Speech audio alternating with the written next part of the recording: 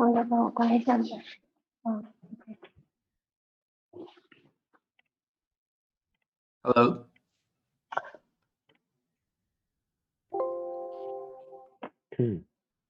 Hello, ladies and gentlemen. This is Alice Zhang in Beijing. Welcome everyone to iCANX Talks. This was a wonderful Friday evening. Actually, since April, we have this iCANX Talk every Friday. We invited the top scientists from the whole world to share the latest results to connect the world and the universe. So they already began for 5 months, 5 more months or 7 months.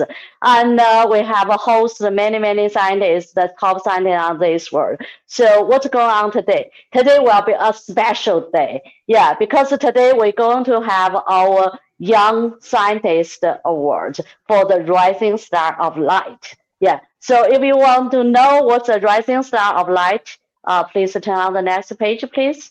Yeah, okay. Today was a rising star of light.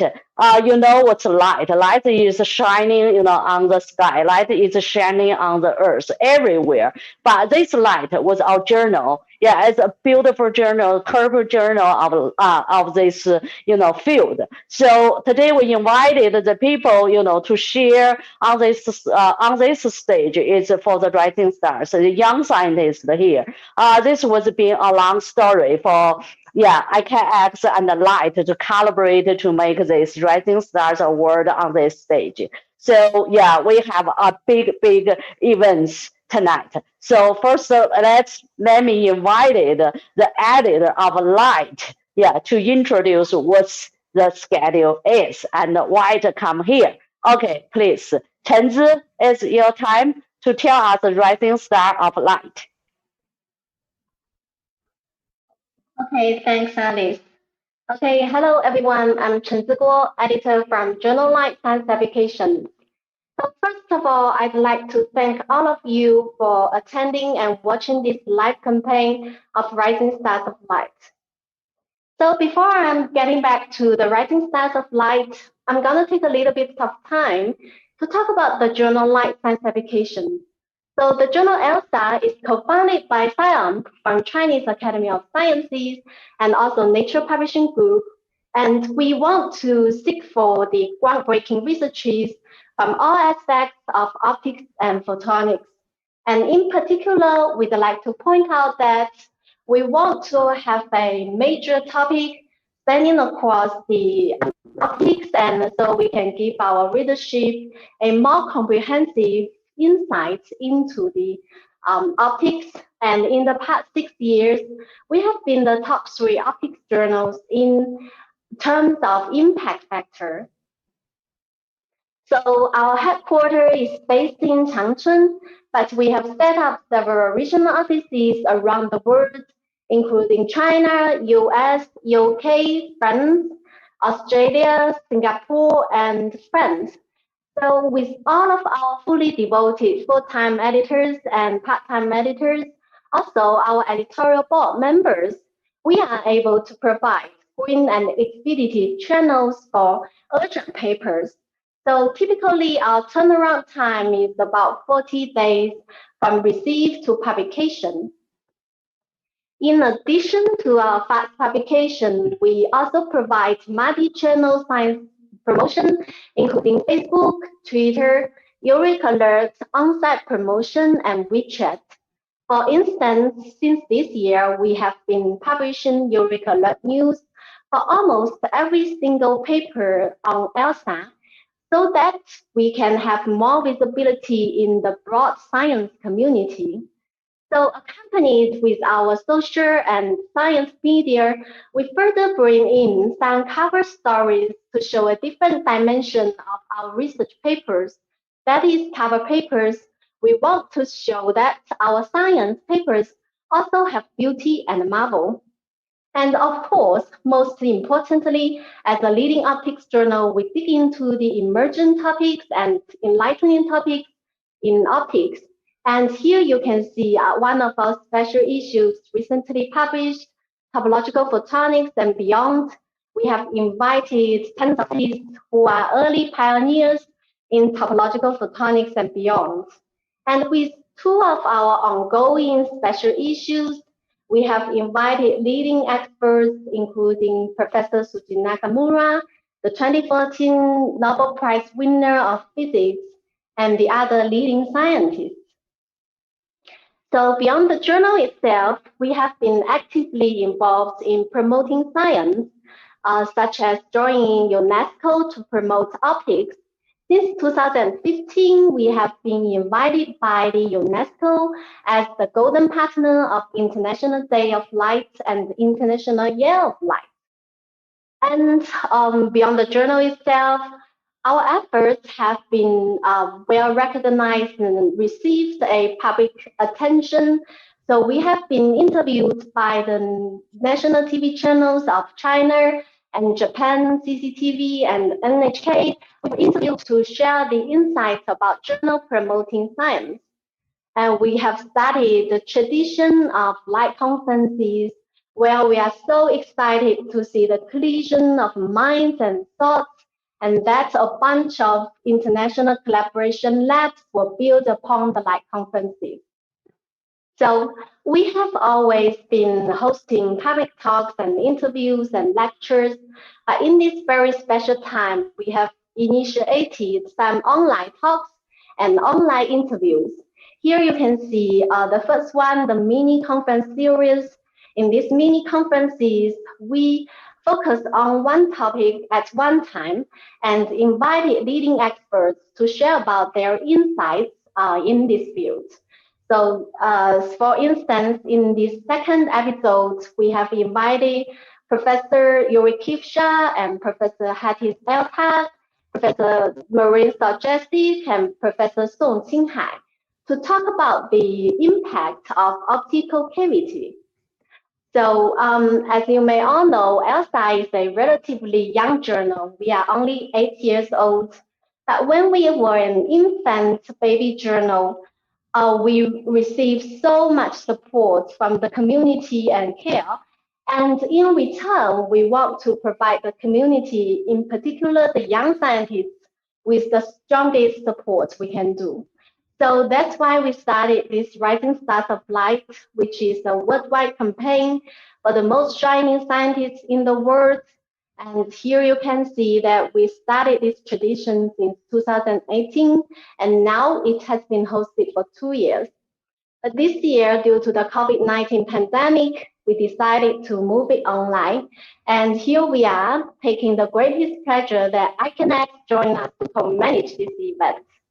And with the great pleasure, we have also invited 5 leading experts to join our committee. They are Professor Aidan Austin from UCLA, Professor Jen Lin from MOST, Professor Chanopati Jagdish from ANU, Professor Andrea Alu from City University of New York, and Professor Xingqiu from Westlake University. As far as I know, they are not only role models who succeeded at a very young age, but also have been long time devoted to supporting and helping young scientists. And our greatest appreciation also goes to Professor Alice Zhang from Peking University, and Professor Michael Katz from University of Wisconsin, and Professor Myra Min from Peking University. So within a very short application time, 1 month actually, we have received 35 nominated candidates from 30 top institutions in 10 countries and regions. After 2 weeks selection, 10 final candidates stand out, and on behalf of Journal Light Science Applications, I'd like to congratulate them for getting into the final campaign from all those very outstanding applicants and scientists. And in the second round, we take a 3-step. Last week, we draw lots and decided the sequence of talks. And today and next Friday, we are going to have 10 speakers. And at the end of next Friday, we are going to announce the final winners of Rising Stars of Light. So here you can see that today we are going to have 5 speakers. And next Friday, we are going to have the other 5 speakers. And again, I'd like to wish you all the best luck. And I hope you can share comments And I hope you can show how brilliant, how impressive, how creative and thoughtful our young scientists can be and light up the world in this very challenging time. Thanks a lot.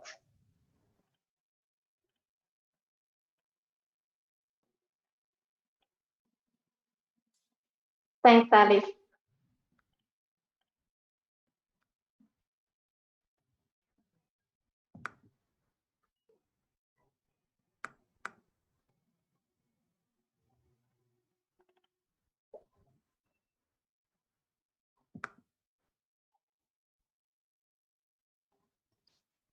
I think Alice is talking, but no sound. Alice is muted. Alice is muted. Yeah, exactly. Okay. All you guys can hear me, right? Sorry, I'm getting on. Yeah, so I'm not muted now. Okay. Yeah, hello. Yeah, that's for online show. Sometimes you, even you are expert, you make some kind of mistake. Yeah. So actually, this wonderful, speech by Chen Zi tell us all the things, why we have a rising star of light. Light Journal is a top journal, and all these young scientists here, they are the future of, this field. So yeah, this week we're going to have a 5 on the stage. But before we get this 5 on the stage, I want to introduce our jury bird, because we have this wonderful, big names in the field to be as a jury, as a judge. So everyone was already here. I'm going to have them to, say something for this Rising Star event for the light. Okay, yeah, Andrea, you will be the chair on this committee. Yeah, could you please say something about this? Sure. Hello, everyone. I'd like to welcome everyone who's watching this event to this exciting Rising Stars of Light presentation day. So we're very excited actually to be part of this project with 10 junior researchers selected to present their work.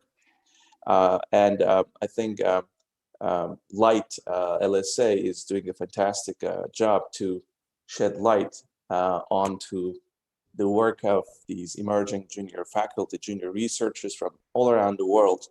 And I'd like to finally pass my best wishes and good luck wishes to all of the presenters of today and next week. We all look forward to listening to your exciting research results in the next few hours. So, and the audience, I'd like to welcome you all again to this exciting event from Los Angeles. It's a very early morning hour here. So look forward to the event.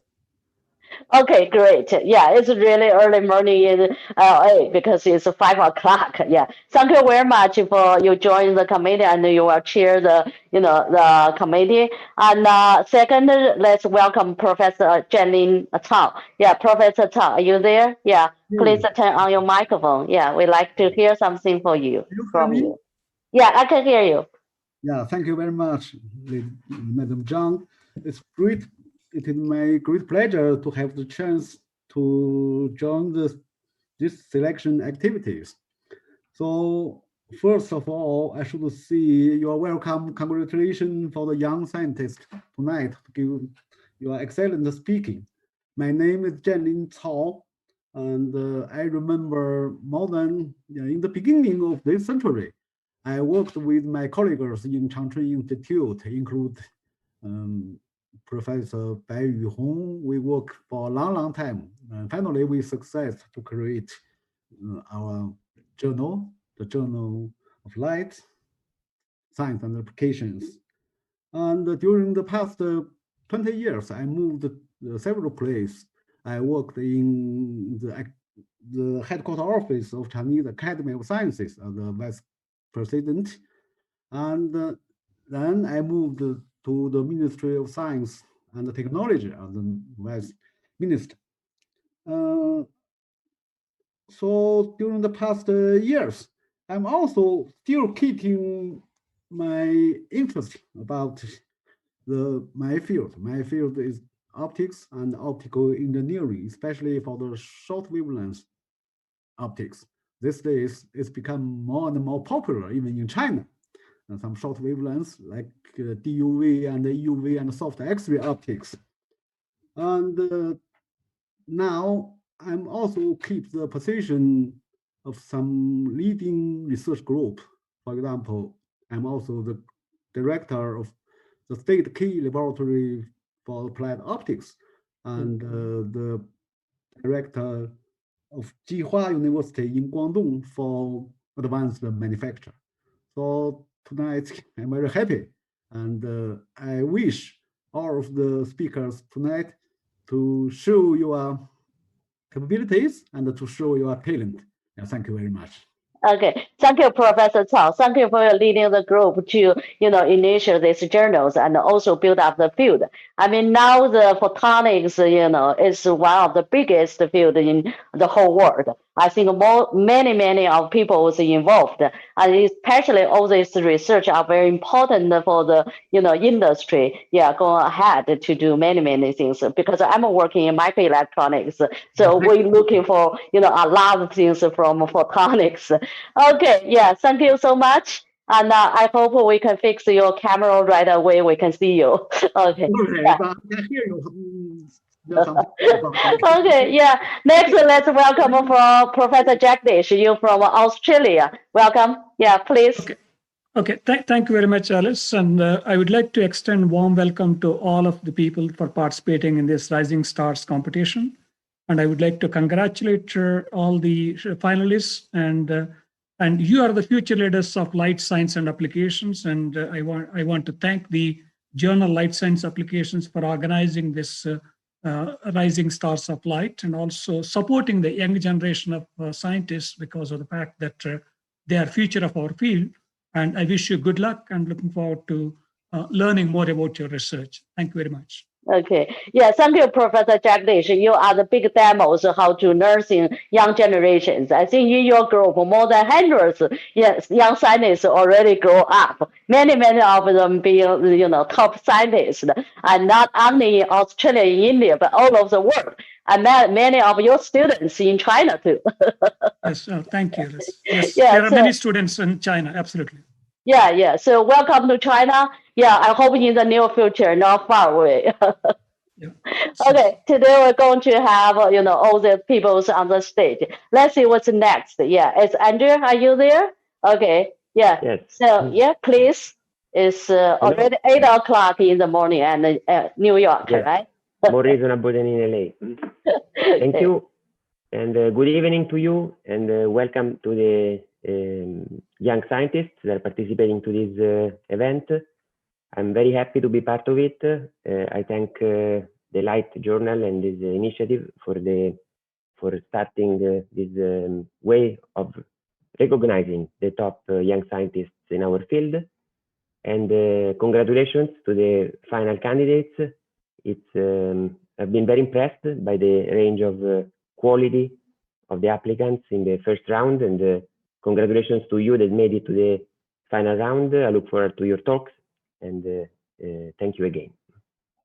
Okay, really great. You mentioned one very important point is we have a very strong, candidates. There are 35 with always the strong background with wonderful, latest results. So I think that's a hard job for you pick up, right? Yeah, the finalists. But now they already move here. It's 10 finalists. So today we're looking for your tough questions. Yeah, be sure. Okay, yeah. Next, welcome Professor Chiu Min. Yeah, the Westlake University is a new university. Yeah, Professor Chiu, please. Yes, good evening, everyone.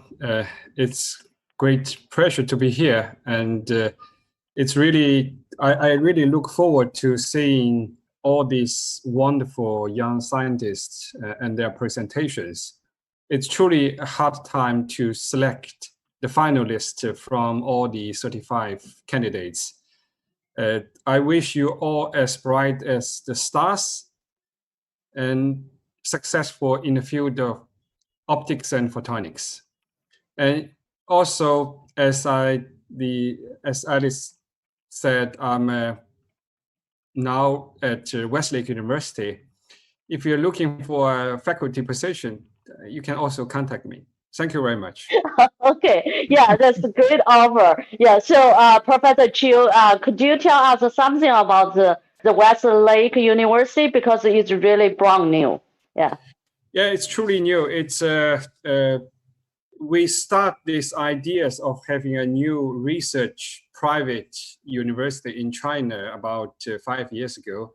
It was approved by the Ministry of Education in 2018, more or less exactly 2 years ago.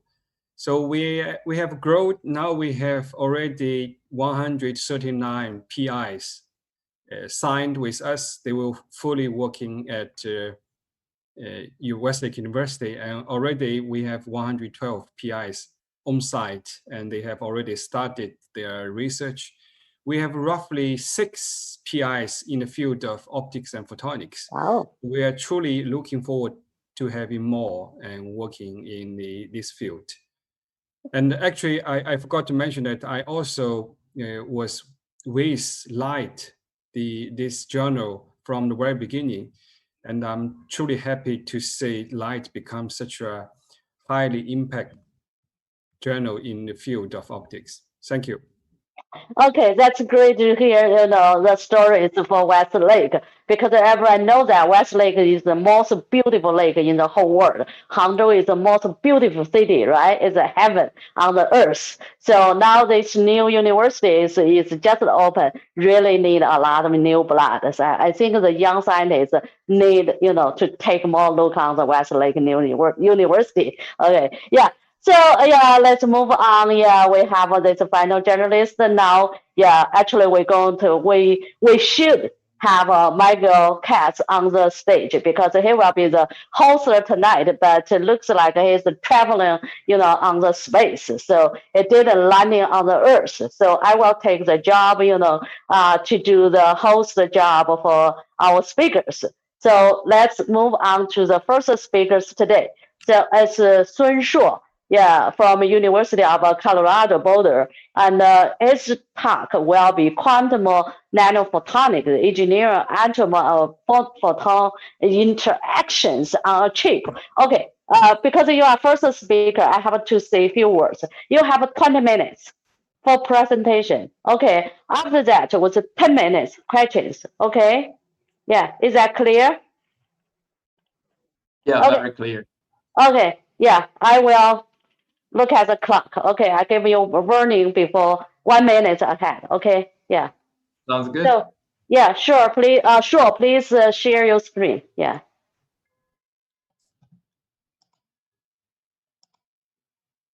All right. Okay, time is yours. Okay. Thanks, Alice, for the very nice introduction. Yeah, so I'm going to talk about my research in the area of quantum nanophotonics. In particular, I'll talk about how we can actually generate strong interactions between a single atom and a single optical photon on a semiconductor chip. Again, my name is Shuo Sun. I am currently an assistant professor and GILA associate fellow at the University of Colorado Boulder. And it's my great pleasure to have this opportunity to present my research at this iCANX event. I'd like to use this opportunity to quickly introduce my group. We are actually a very, very young group. I joined this position about 2 months ago. So in the last couple of months, we've been mainly working with lab renovations. As you can see in this picture taken about 1 week ago, our lab renovation is almost complete. We moved in our optical table. We very much look forward to start set up some new experiments in this brand new lab. With that, it's probably not surprising to you that most of the result I'm going to present to you today is not from my own group yet. It's mainly from my PhD time and my postdoc time. Okay, so let's get to the atom-photon interactions. So one of the strongest drive for us to try to generate strong interactions between atoms and photons is from the quantum information perspective. So as you probably know, both atoms and optical photons can be used to carry quantum information, but they have very different physical properties. So atoms, they can be locally trapped. They typically have long coherence time. So these properties make them an ideal memory of quantum information. On the other hand, optical photons, they can fly, they can travel for long distances with very small losses. And these properties make them an ideal transporter of quantum information. So bridging these two different types of qubits can enable many new opportunities in quantum information. For example, you can imagine using optical photons to mediate entanglement between remote quantum memories realized by different atoms. So this is essentially a quantum network that our community has been long dreamed for. On the other hand, you can also think about using like a single atom to mediate strong interactions between different optical photons. So this can realize the necessary photon-photon interactions that are desired for building optical quantum computers. So I should say that our group do not work with real atoms trapped in space, but rather we work with those solid-state artificial atoms. Those atoms are made by either quantum dots or single atomic defects and impurities, which we call them color centers. So those artificial atoms naturally live inside a semiconductor material. So you do not need any complex laser trapping apparatus to trap them, which is very convenient. More importantly, on the same semiconductor chip that hosts these artificial atoms, we can always design and fabricate a variety of nanophotonic structures, and using nanophotonics as a tool to tailor how these atoms interact with optical photons trapped on the same chip. Just to show you some ideas, there are really a variety of nanophotonic structures we can explore to couple with different quantum emitters and to achieve different functionalities. So during my PhD with Professor Ido Wax at the University of Maryland, we worked with those quantum dots based on indium arsenide nanocrystal inside a gallium arsenide substrate. So the indium arsenide material has a narrower band gap compared with gallium arsenide. So that's why when you confine it to a nanocrystal, the carriers inside the indium arsenide will see essentially a finite potential well and occupy discrete energy levels. So in this sense, they behave exactly like an electron inside an atom. But different from an atom, quantum dot is usually about 1,000 times larger in size than an atom, which lead to about 10 to 20 times larger oscillator strengths than the atom. So this means those quantum dots can typically achieve much larger atom-photon coupling strengths, which is exactly what we want in terms of generating atom-photon interactions. We typically work with those dots that contain an extra electron. So this electron can support two possible spins, spin configurations, which realize a qubit in our system. Of course, those quantum dots also have optically excited states. Again, this is twofold degenerate because of two possible spins of the hole. And a suitable magnetic field can break all the degeneracies of the system and also make all the transitions optically allowed.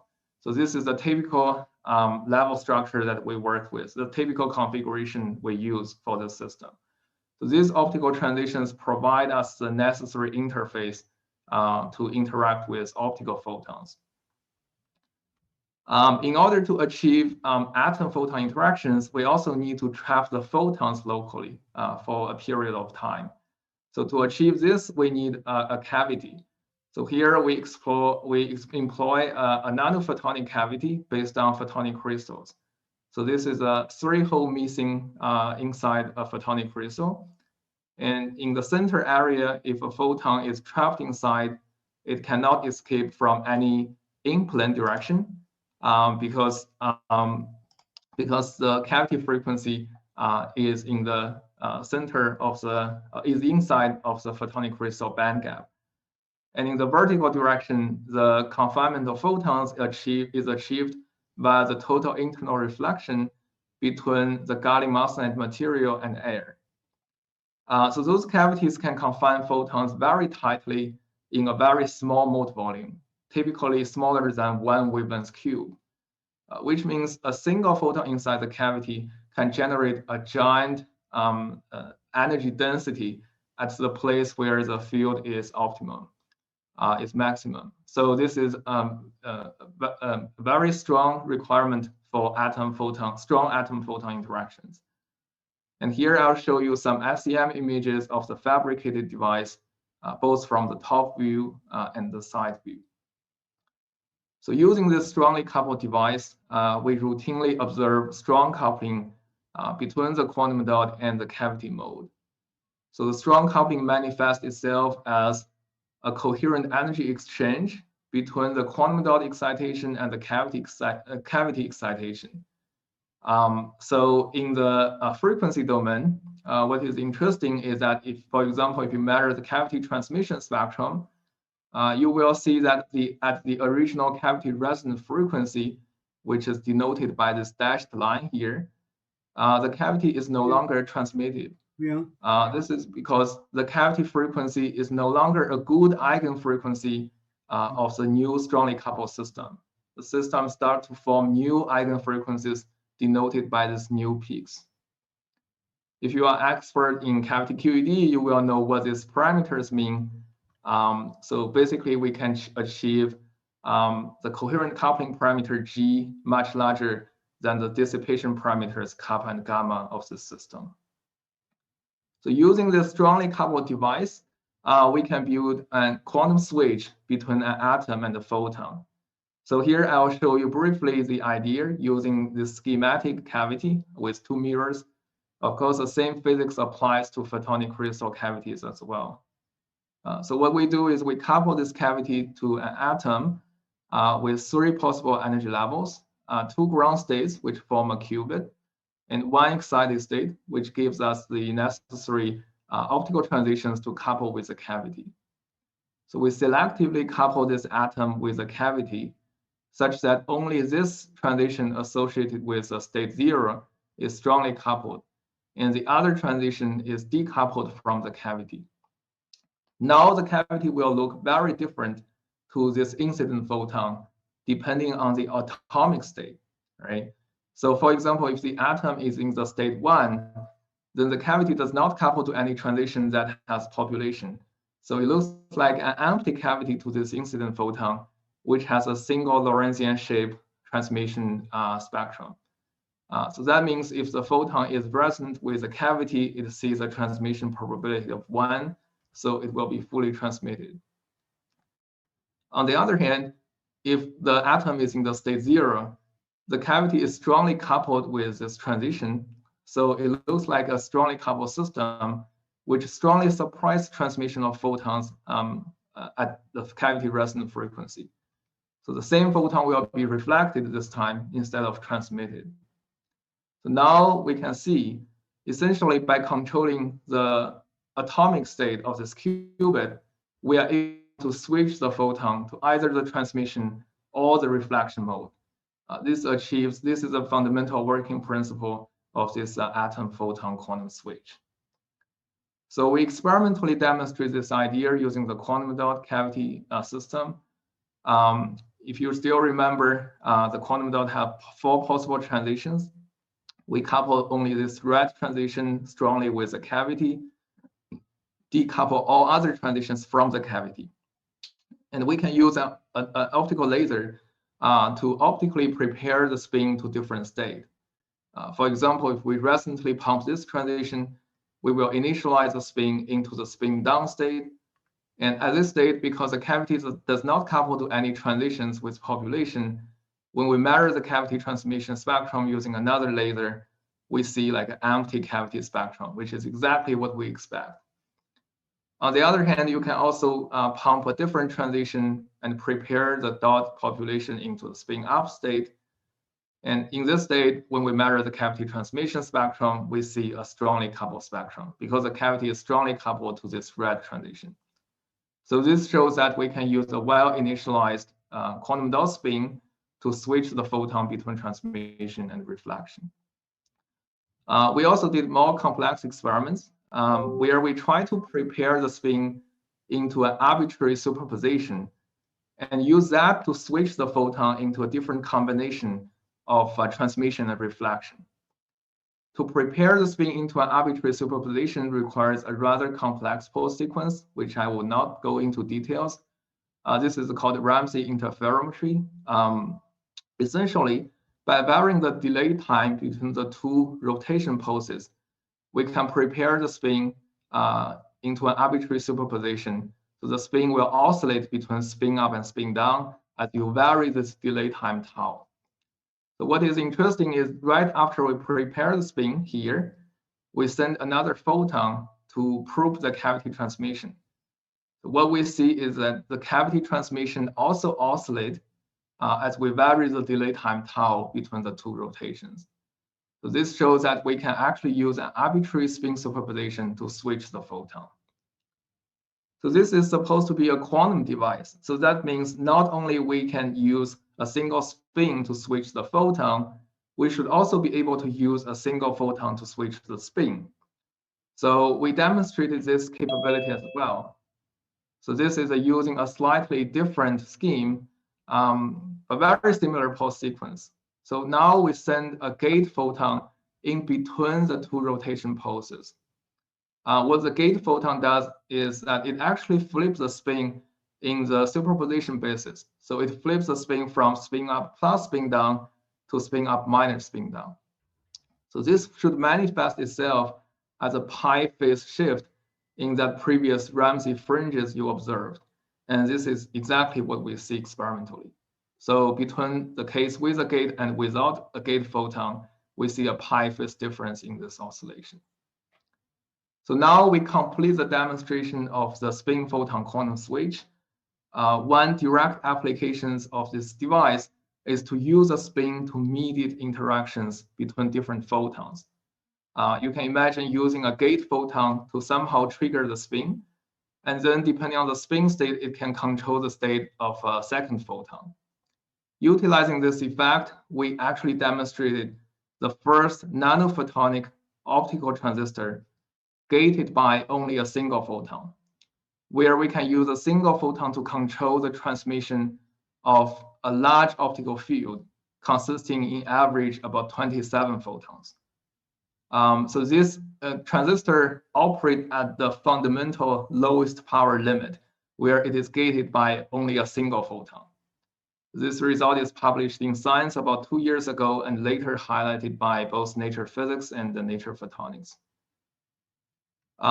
In my current group, we are also interested in exploring how we can use this single photon nonlinearity to implement new applications in optical quantum information processing. So one of the grand challenges in optical quantum information processing is how you can generate a large-scale entangled state called a cluster state. So those cluster states can be represented by a graph. So imagine this graph, each node represents a photon, and the connection between different nodes represent entanglement between the two photons. So if you are able to generate different type of graph states, then you can essentially do different types of computation tasks. And one of the very interesting graph is called a tree graph state. So those photons are entangled like a tree. And these tree states represent a very efficient encoding for quantum error correction of photon loss. However, generating them with current technologies is almost impossible. With my graduate student Jen Lin, we actually recently developed a theoretical proposal where we show that we can use a single quantum emitter to deterministically generate a tree state with any arbitrary large size and shape, and even more general, like a more general type of tree states called repeater graph states. So these states are very useful for optical quantum repeaters and quantum networks. On a slightly different note, we are also interested in using the spin photon interactions to use photons to mediate interactions between different spins. So those spins can be separated in kilometers, as in the case of a quantum network, or on the same chip if you want to use photons to generate many-body interactions among the spins. In both of these applications, it does require the spin system to be very homogeneous and also has long coherence time. Unfortunately, quantum dots do not have these ideal properties. So that's why I switched to Professor Yelena Vukrich's group at Stanford during my postdoc, study color centers. So specifically, we made a number of brand new discoveries in characterizing and discovering new type of color centers in diamond based on group 4 atomic element. So those are silicon, germanium, or tin vacancy centers in diamond. We discover a lot of their new optical and spin properties, couple them with a number of different photonic structures fabricated in diamond, and using them to develop a number of new applications. So I don't have time to go into details of any of these works, but if you're interested, you can refer to these previous publications. So for the last slide, the diamond photonic technologies that we have demonstrated with color centers have really prepared us well to tackle one exciting new applications or directions. So we can imagine a large number of color centers on the same chip, and instead of using nanophotonics to tailor atom-photon interactions, we can now consider using nanophotonics to tailor the photon-mediated atom-atom interactions. And this means that this nanophotonic platform provides a very versatile quantum simulator to simulate different type of interaction Hamiltonians between these spin systems. And we think this is a very exciting new directions, and this is also something we're exploring in my group as well. So with that, I would like to conclude, and thank you very much for your time, and I can take your questions. Okay, it is great. You keep the time very, successful. Now we have our jury board here. Yeah, please ask for the questions. Who goes the first? Yeah, Alice, I'm happy to go. And this is Jagadish. Dr. Sun, very nice presentation. And I would like to ask you the question, when you are making this photonic crystal cavities with quantum dots, and these are self-assembled quantum dots which are randomly distributed, how do you ensure that these quantum dots are located at the right place in order to be able to enhance the field and deterministically? Yeah, so this is a very good question. In our experiments, we do not. So essentially, we do as many other groups are doing in this world. We are essentially fabricating a large number of cavities and go through each cavity to find the cavity that has a strongly coupled quantum dot, which is a good indication that the dot is located in the center of the cavity. So there are a lot of probabilistic. This is not a very high yield to find a device that works. But there are techniques developed by this community to deterministically couple the quantum dot to a cavity. Essentially, you can consider like making some alignment marks for some quantum dot and try to fabricate a cavity right at one specific quantum dot. But still, this is a very challenging task. That's why when you consider the applications using quantum dot, at least from my perspective, we never try to, for example, using multiple quantum dots to do any interconnected structure. Like what I show in the later part of my talks, if you want to generate many-body interactions involving multiple quantum dots, or if you want to generate like entanglement even between two quantum dots remotely, this is very difficult because they are not very homogeneous. So you should really use quantum dot as for what it's good for, which is mediate strong photon-photon interactions. So there you only really need one device, and you can send millions of photons using this device to generate the optical nonlinearity that is necessary for photons to interact. If you really want to use like multiple spin systems, I think those color centers is an ideal system. We can use ion implantation, or focused ion implantation, or masked ion implantation to deterministically implant one specific color centers into a given location with a resolution given by E-beam lithography. And their frequency are also very homogeneous. So those color centers are much better much more homogeneous qubit systems if you want to look for like many body interactions or any applications require multiple atomic qubits. Okay, thank you. Okay, next. Maybe I can ask a couple of questions. Sure. Thank you, Dr. Sun. It was a very interesting talk, very clear also. I have two questions. One is simple. I wanted to know how long the gating remains stable, basically. Once you send the photon, you discussed how your system acts like an optical transistor. Mm-hmm. And I wanted to understand, basically, more generally, how you envision this working kind of as a potential logic gate when you implement many of them in a system. Do you envision a path towards this, and how does the functionality compare to a regular transistor in an electronic system? Yeah, so we did demonstrate this optical transistor. You probably have like known a lot of works from, for example, like the previous works talking about whether optical computing is really a useful thing or not. So I don't want to get into this argument, but our perspective is really for quantum applications, where we try to generate interactions or optical nonlinearities down to the single photon limit. Specifically to the performance of our device, we are able to use a single photon with a bandwidth about 50 picosecond or about 20 gigahertz essentially. And this is the bandwidth of the gate. And then once we use a single photon to switch the spin can remain coherent for basically its coherence time, which is about 2 nanoseconds in our device. But for a much better spin system, for this dot is actually has a slightly low coherence time. So for a much better system, you should expect a bit longer coherence time. And within this coherence time, we basically are able to send about 27 photons.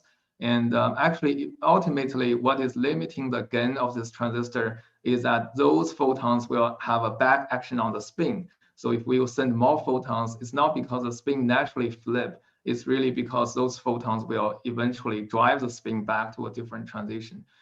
So this is like current performance is like nowhere near the place where it can replace, for example, electronic systems in terms of computing.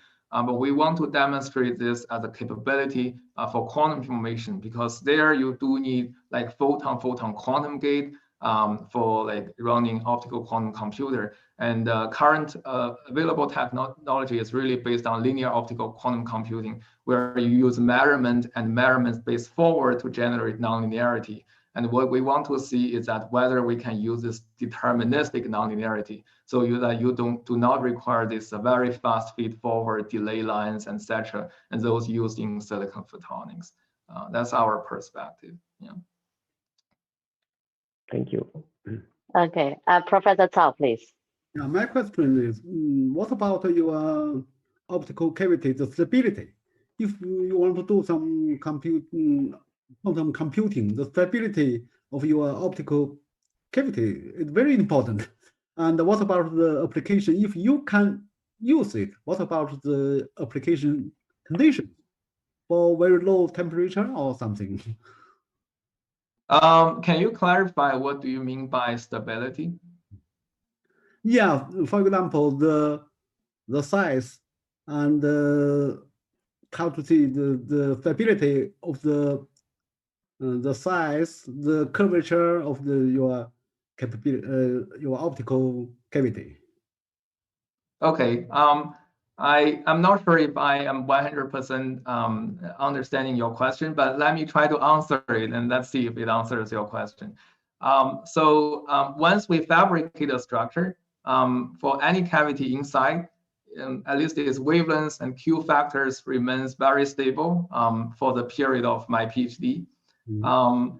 However, there are a lot of variations between different devices, between different runs. So if you try to repeat the same fabrication, nanofabrication procedures, for multiple chips or just running different times, you of course will get different cavity performance with slightly different wavelengths or different Q factors. And this is what we generally see in the field of nanophotonics. So I guess what you are asking is that if you really want to scale these things up, consider like millions of such devices to form some computing or communication systems, you do need very stable fabrication architectures so that you can guarantee a very high device yield. So this is something that I think we really need progress from the materials science side and also from the side of nanofabrication, nanotechnologies. So I envision what my work is doing is that we are trying to utilize the best possible nanofabrication and material science techniques and try to see what new physics we can explore or what new devices we can develop. And then in terms of scaling this up, we do need to go back to material science and nanotechnologies for these research areas to make progresses before we can make more stable and more like high yield devices. Okay. If that answers your question. Thank you. Okay, the last question. Okay, please. I also have a question about your system. I think one of the purpose of having this strong coupled system in the cavity QED system is to have a single photon emitter. I think you mentioned briefly also on this topic. So, but it's still actually there's no such a very good single photon emitters, at least not very coherent ones. So what do you foresee in this area, and if your structure will contribute to this? Yeah, that's a very good question. As a matter of fact, I believe quantum dots are nowadays viewed as a very good single photon sources. So people have widely using quantum dot based single photon sources for experiments like boson sampling. This is some experiments that done by Jen Lin's group, for example. Pascal Senelat and a lot of groups are really good at developing the single photon sources based on quantum dots. And there are now commercial startup companies developing single photon sources based on quantum dots. And they start to show much superior performance, that I would say, than the traditional SPDC-based single photon sources. So the drawback so far limiting the quantum dot-based single photon sources is that those quantum dots can still couple to the environment, like phonons in the chip, etc. So you actually do want to accelerate its emission process somehow. And by coupling them with a cavity or some other nanophotonic structure, it can actually further improve, for example, the indistinguishability of the single photon sources, or like essentially the brightness as well, because your nanophotonic structure can provide an efficient way to extract these photons. So I do think with the progress of nanophotonics, together with the capability that people are able to grow better quantum dots, these quantum dots have the most promising potential to be used as really good and steady single photon sources, as they already are in these commercial-based startup companies. Okay, due to the time limitation, I don't know you want to ask, I'll save your question next. Okay. Oh, I can ask a quick question if you have time. Okay, yeah, please. Yeah, all right. yeah. All right. So given some of these fabrication and yield challenges that you have, for the next 10 years, can you tell us specifically regarding quantum networks and their use, what do you envision in the field as to how many nodes will be possible, and what kinds of problems you will be able to tackle with the current state of fabrication methods? What are we looking into the next 10 years? Can you tell us a little bit more about quantum networks, given the current challenges of the yields, the fabrication tolerances, and all of that to make a big system with many nodes? Yeah, definitely. And what is the application? Yeah, right. I'll try to make my answers short. So in terms of quantum networks, you essentially need a bunch of quantum repeaters in between. And each of the repeaters inside this quantum network or quantum channels can be realized by devices like us, like what we developed. And the question is, those repeaters do need to be identical, etc., and have good coupling with photons, etc. So that's why I think color centers is really a wonderful platform for these purposes. They have really long spin coherence time. They have also fairly well optical properties. You can deterministically implant single color centers at a given location with about 20 to 50 nanometer precisions. I think the only question here remains is that how do you make photonic devices very robustly? And also how do you make these different color centers, although they are very homogeneous, they still differ a little bit in terms of frequency. So what we are developing at Jen's group, actually also along with what I will do in my group, is that we are going to develop different hybrid integration techniques, so that once you have each individual good devices, you can put them together. Like, for example, those pick and place technique or other type of integration technique, where you can put all the successful devices together. So this does not make you suffer from all this exponentially small yield as you increase the number of devices, but you suffer from a polynomial decay yield, which is still not ideal in industry, but it still start to give us hope. Another thing that we are doing is trying to employ new physics schemes based on ensemble of color centers rather than single ones. So we try to develop like more robust quantum repeater schemes that can utilize an ensemble of color centers, so that if they have relatively different frequency detunings, or if they have like different cavity parameters, you can still like either post-tune them a little bit, or just apply different drive to them to generate identical coherent systems. And ultimately, Okay, what sure. I want to say is that I have to cut you. Okay, yeah, because the time limited. Can I Yeah. say just one sentence? So ultimately, if you think about superconducting qubits, each of their superconducting resonators need to be post-tuned as well. And this is a very long post-characterization process in Google's superconducting computer, iCANX superconducting computer. I don't think our system is any different than that, except that we just don't have any fancy tuning techniques for photonics right now, rather compare with macroelectronics. Yeah. All right. Thank you for your time, and sorry Okay, for thank you, Dr. Sun Shuo. Yeah, very nice talk and a very nice question. Thanks for the committee. So we move to the next. Okay. Next speaker is Dr. Shulin Sun, was from Photon University. He's going to talk about high efficiency electromagnetic wave. Yeah, manipulations with matter surface. Okay, Professor Sun, are you ready? Yeah. Share your screen, please, and turn on your camera. Oh, okay, here you are. Okay, please. The stage is yours, and 20 minutes. Okay. Okay, thank you. Please. Okay. Hi, everyone. I'm Shulin Sun from Photon University. And first, I'm very honored to be one of the final candidates of the Rising Star of Light Award in this year. And first, I want to thank the organizer to provide us this very nice platform. And today, I want to talk about the high efficiency EM wave manipulations with matter surfaces. And first, I want to briefly introduce myself.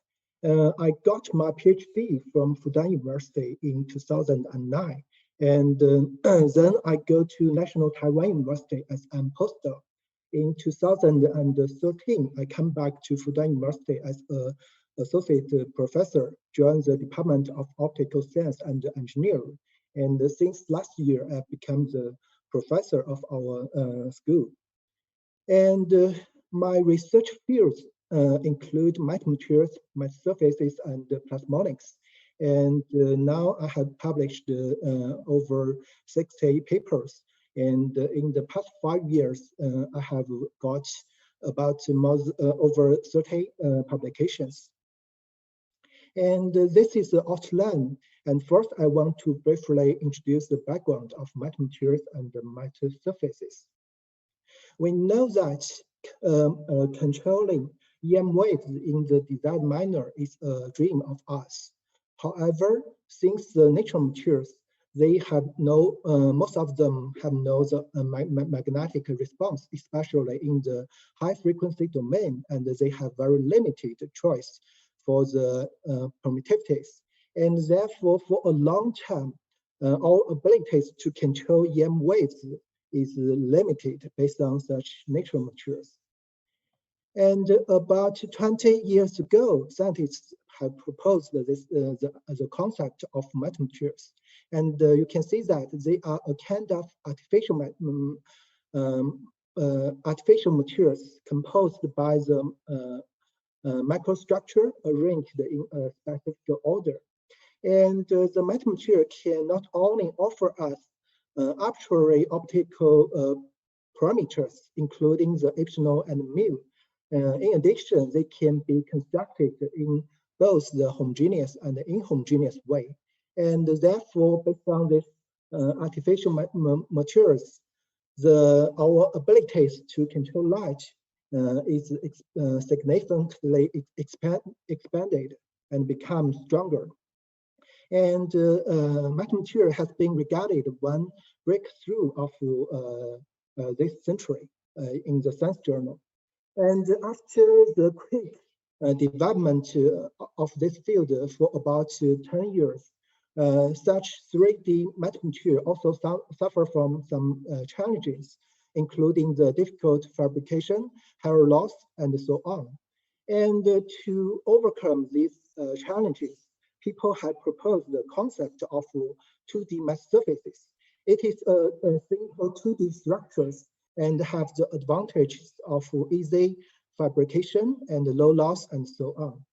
And now 2D mass surfaces has become a very promising direction of this field. Compared to the conventional bulky optical elements, they usually rely on the accumulation of the propagation phase inside the device to manipulate the EM waves. And therefore, its thickness is usually much larger than the wavelength. And very differently, here, the match surface can change the property of the input light at this interface, including the amplitude, phase, and other properties. And therefore, it is an interface effect rather than a bulky effect. In 2011, Professor Capassa's group from Harvard had proposed this very famous V-shaped mass surface. And it can provide a linear phase retardation along this direction. And therefore, the input light can be anomalously reflected or refracted. And this effect can be described by the generalized Snell's law. And here, this is the phase gradient provided by the mass surface. And however, the efficiency is not high because most of the input light will be normally reflected or refracted. And our groups have proposed a very high efficiency mass surface in the total reflection geometry.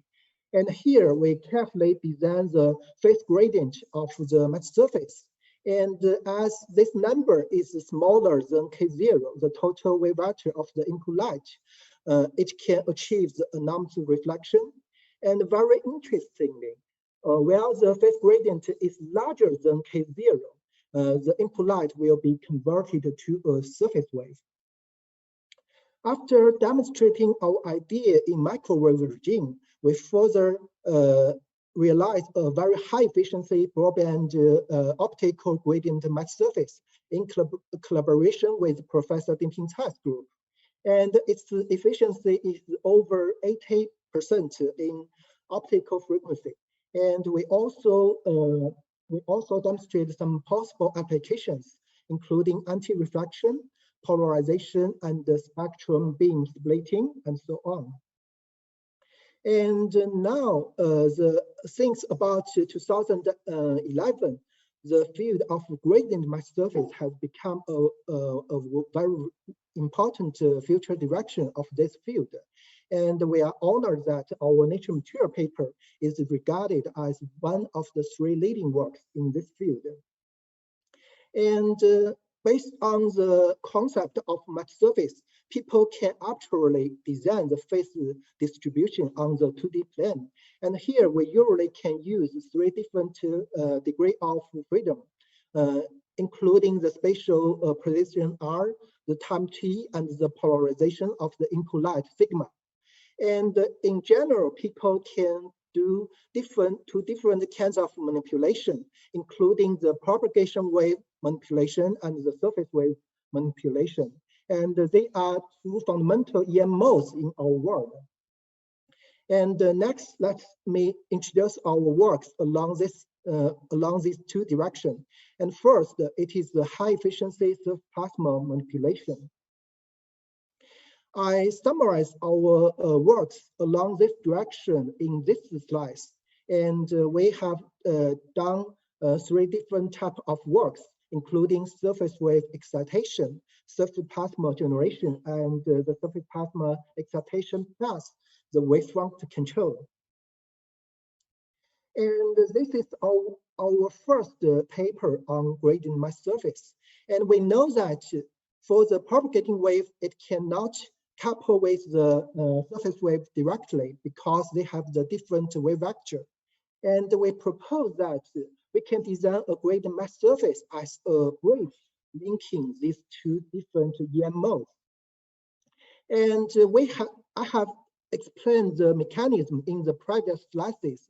And here, the phase gradient provided by the match surface is an effective wave vector. We can provide such wave vector to the input light. And interestingly, while this phase gradient is larger than K0, EM waves will be converted to a localized surface wave. And I want to emphasize that the excited surface wave on the gradient mass surface is a driven mode, not an eigen mode. It means that it has not an eigenwave vector, considering that it is an inhomogeneous structure. And we propose to design a plasmonic metal besides the match surface. And here now you can see that the driven surface wave can couple the eigen SPP on the plasmonic metal. And this is a new kind of match surface-based SPP coupler. However, after the further researches, we found that its performance is unstable. It means that while the match surface becomes larger and larger, its efficiency will gradually decrease. I can explain this phenomenon based on this figure. Here you can see that there is only one boundary or one port for the driven surface wave to couple SPP. And before this driven mode arrives at this boundary, it will suffer from the decoupling or scattering inside the match surface due to the impedance mismatch problem. And to solve this kind of problem, we move on to do the further work. And next, we propose a very high efficiency surface plasma match coupler. And now let me introduce our idea. And this is the famous prism coupler. And here, the input light come in and will be converted to the eminence wave, and then couple the SPP on the plasmonic metal. However, since such system satisfies the lateral inversion symmetry, and therefore the excited SPP will be simultaneously decoupled back to the free space. And this is the mature surface-based coupler introduced previously, and it can break the lateral inversion symmetry. However, there is only one part. It will also suffer from the decoupling effect. Now we think about to combine the advantages of these 2 systems together, and then we propose this new kind of configuration to design the SPP coupler. And here, this is a totally transparent gradient mass surface. It means that the direct reflection from the match surface will almost be 0. And second, such gradient mass surface can provide a wave vector for the input light and convert them to the driven surface wave. And they can excite the SPP at each position on the plasmonic metal. And third, since such inhomogeneous structure break the lateral inversion symmetry, and therefore the SPP can be hardly decoupled back to the free space. And we demonstrate our idea based on the ephemeral model at first. And here you can see that almost 94% of the input light is converted to the localized SPP.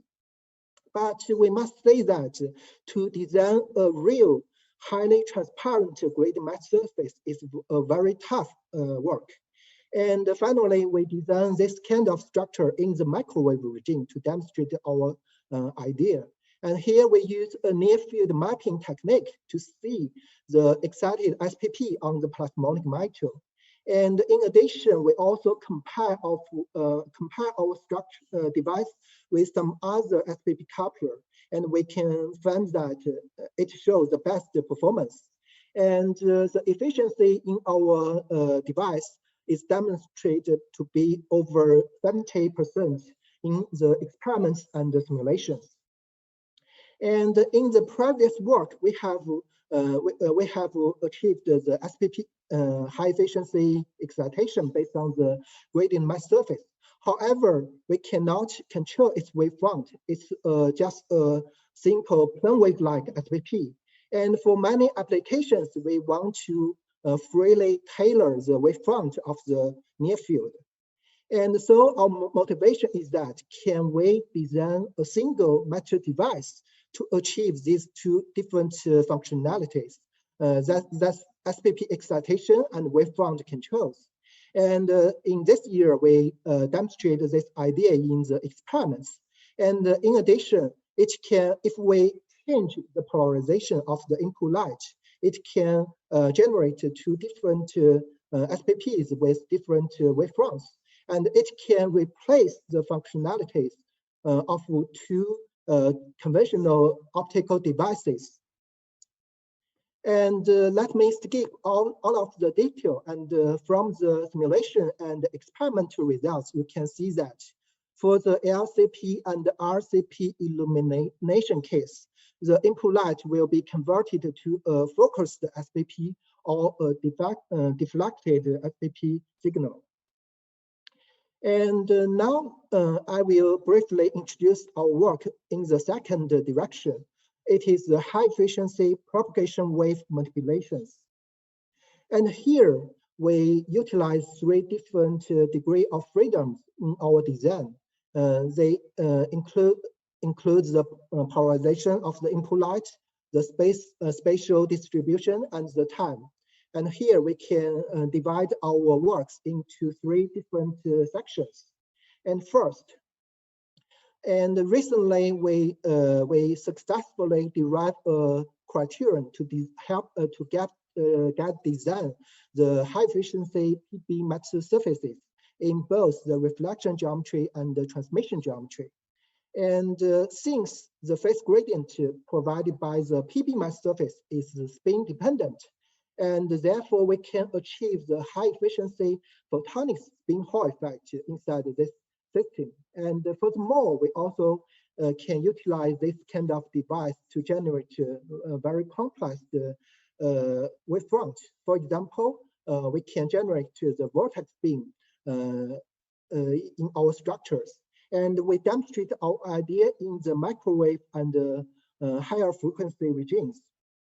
And second, we also propose a new kind of hybrid invisible cloak by integrating the transparent metal surface and the zero index metal materials. And here you can see that where the input light come in, the metal surface can bend it to enter the zero index material very efficiently. And then it will turn around the object and then rebend and bend back to the original directions. And therefore we can achieve a new kind of cloaking effect. And third, we also established a a complete phase diagram to reveal why a similar reflection matte surface can achieve different functionalities, including the perfect absorption or the phase modulation. And guided by this theory, we have further demonstrated a very large-scale, low-cost, broadband, and tunable perfect optical absorber by introducing the phase-change materials. And in recent years, we also published several review papers. For example, in this paper, we have reviewed the development of matte surfaces, including both the homogeneous and inhomogeneous matte surfaces. And we believe that it will be a good reference for the readers of interest. And our works have been cited by many groups. For example, Professor Kapas's group have cited 4 figures of us in this review paper, and they comment in their papers that the generalized law of reflection has been demonstrated by using our reflection type matter device. And in this work, Professor Kapas's group have realized the SPP Cherenkov radiation. And they said in the paper that such a step plus plasmonic regime is connected to the recent work by us. And in this Kummer's work, they have developed the idea of gradient matte surface to the acoustic wave manipulation. And they said in the paper that the surface mode created is a so-called driven surface wave described by us, and is used as an efficient way to convert propagating wave in free space to surface wave. And in this science journal, Professor Shalaev has said that matte surface can be used to effectively couple propagating waves to surface wave, which could be of great importance for on-chip nanophotonics applications. And in recent years, we also won several important awards in our country, including the second prize of National Natural Science Award in last year. And the title is EM Wave Manipulations with Matte Surfaces. And finally, let me summarize my talk. And in recent years, we have proposed different kinds of matte surfaces to achieve the far field propagation wave and the near field surface wave manipulations. And now that's my talk, all of my talk, and I want to thank all of the collaborators, Professor Lei Zhou, Chonghe, Shixiao, Dingping Cai, and all other my friends. And also I want to thank the team members. Okay, that's my talk. Thank you. Thank you for your attention. Thank you very much, Shulin. And my name is Mikhail Katz. I'm supposed to be the host, and I'm back to being the host. My sincere apologies that I was not able to join from the start.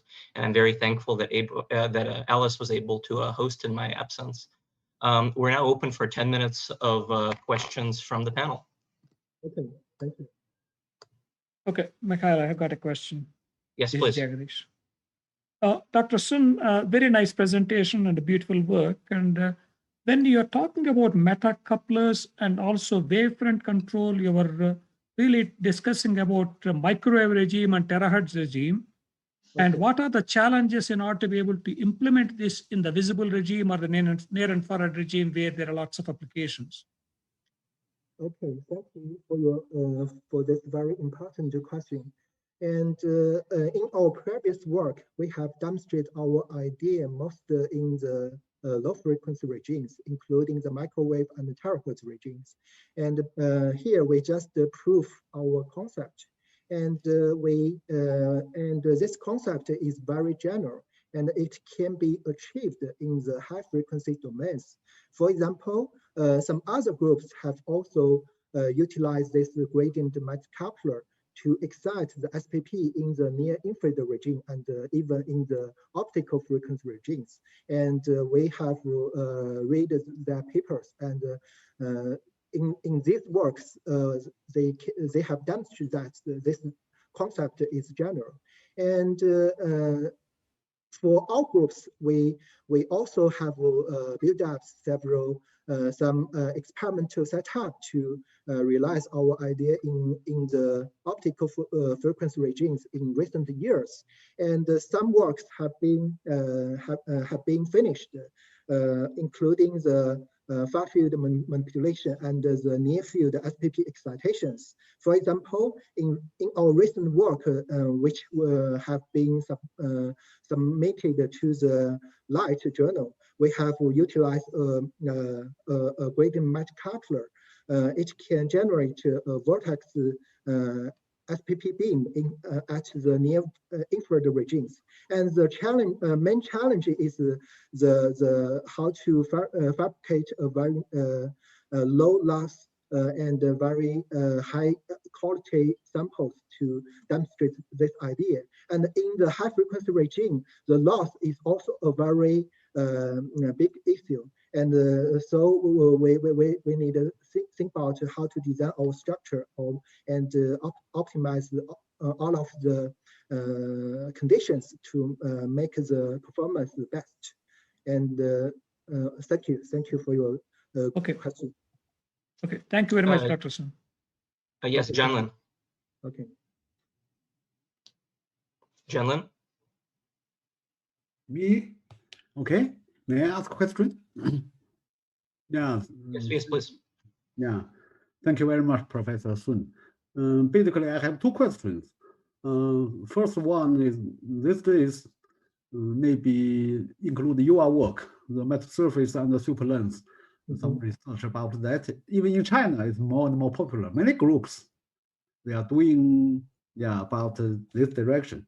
And also, more and more traditional optical engineering people want to, to realize maybe the common, common dream to use this one, some element, some component by metal surface. And which direction you think is maybe, what about your suggestion for the first application? This is my first question. The second question is, you talked many about the surface wave. And maybe these days, maybe some group just suggest to use surface wave and to SPP for lithography. Maybe better than, maybe if not better than, maybe can in some way replace EUV lithography. And what about your opinion? These two questions. Thank you. Okay, thank you, Professor Cao. And let me first answer the first question about the applications of the matte surfaces. In my opinion, indeed, there are already some applications related to the matte surfaces, but most of them, in my as I know, in some low frequency regimes, for example, the microwave regimes, the concept of matte surfaces can find many applications. Indeed, we already have done some work along these directions, and and for the high frequency regimes, I think it should depend on why you want to utilize this matte surface.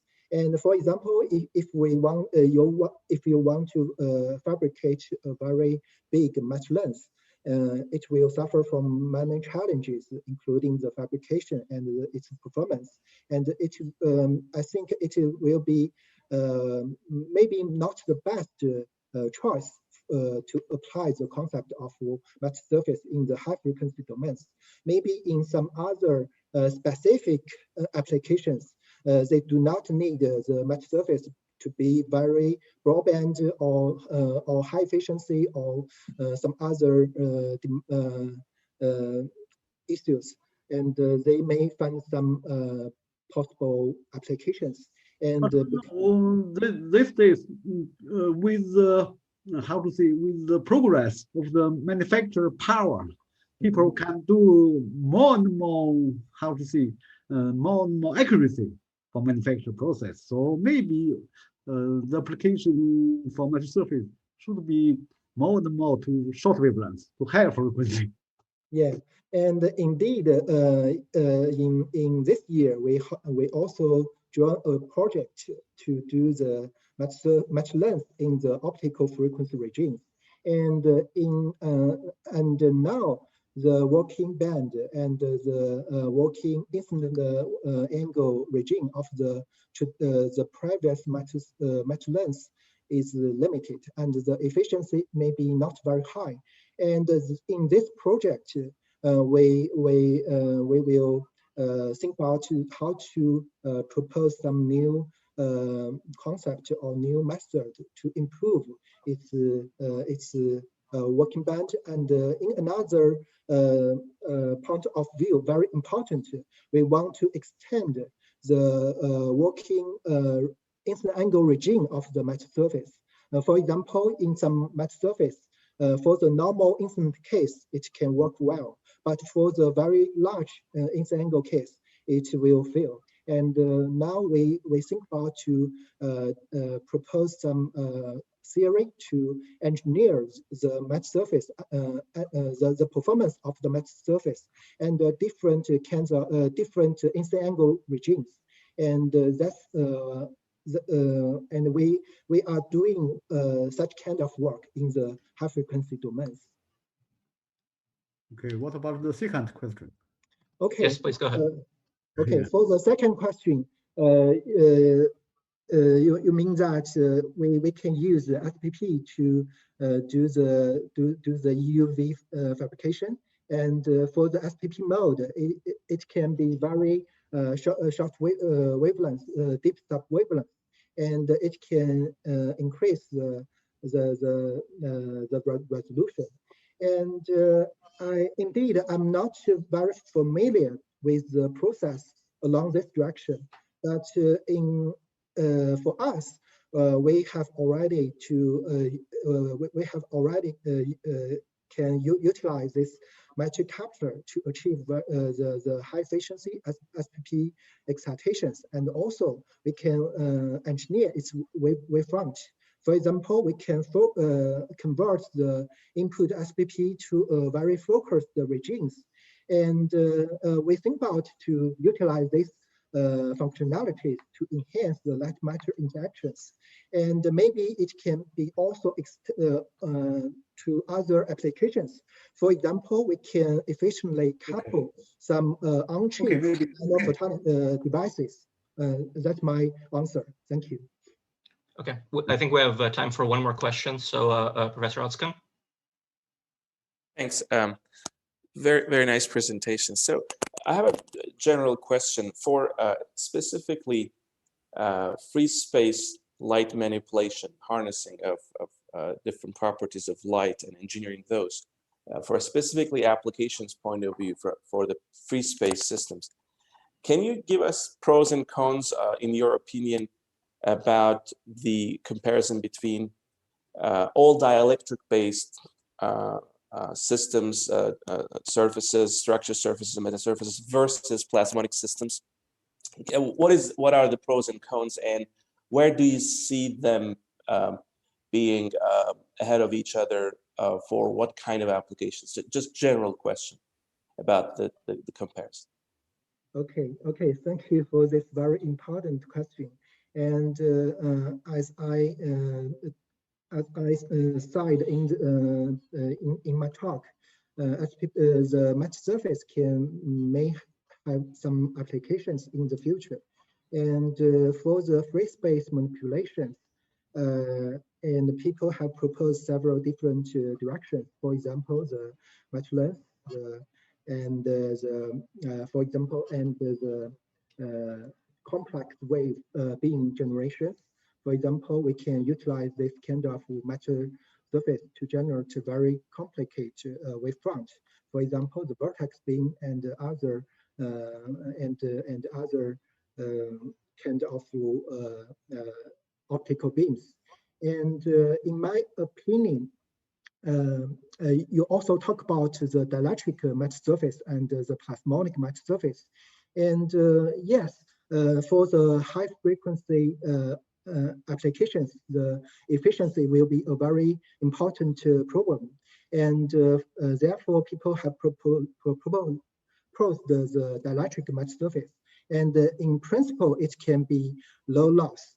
And for the plasmonic match surface, we also theoretically establish a phase diagram to help us to get the design to make the loss smaller. And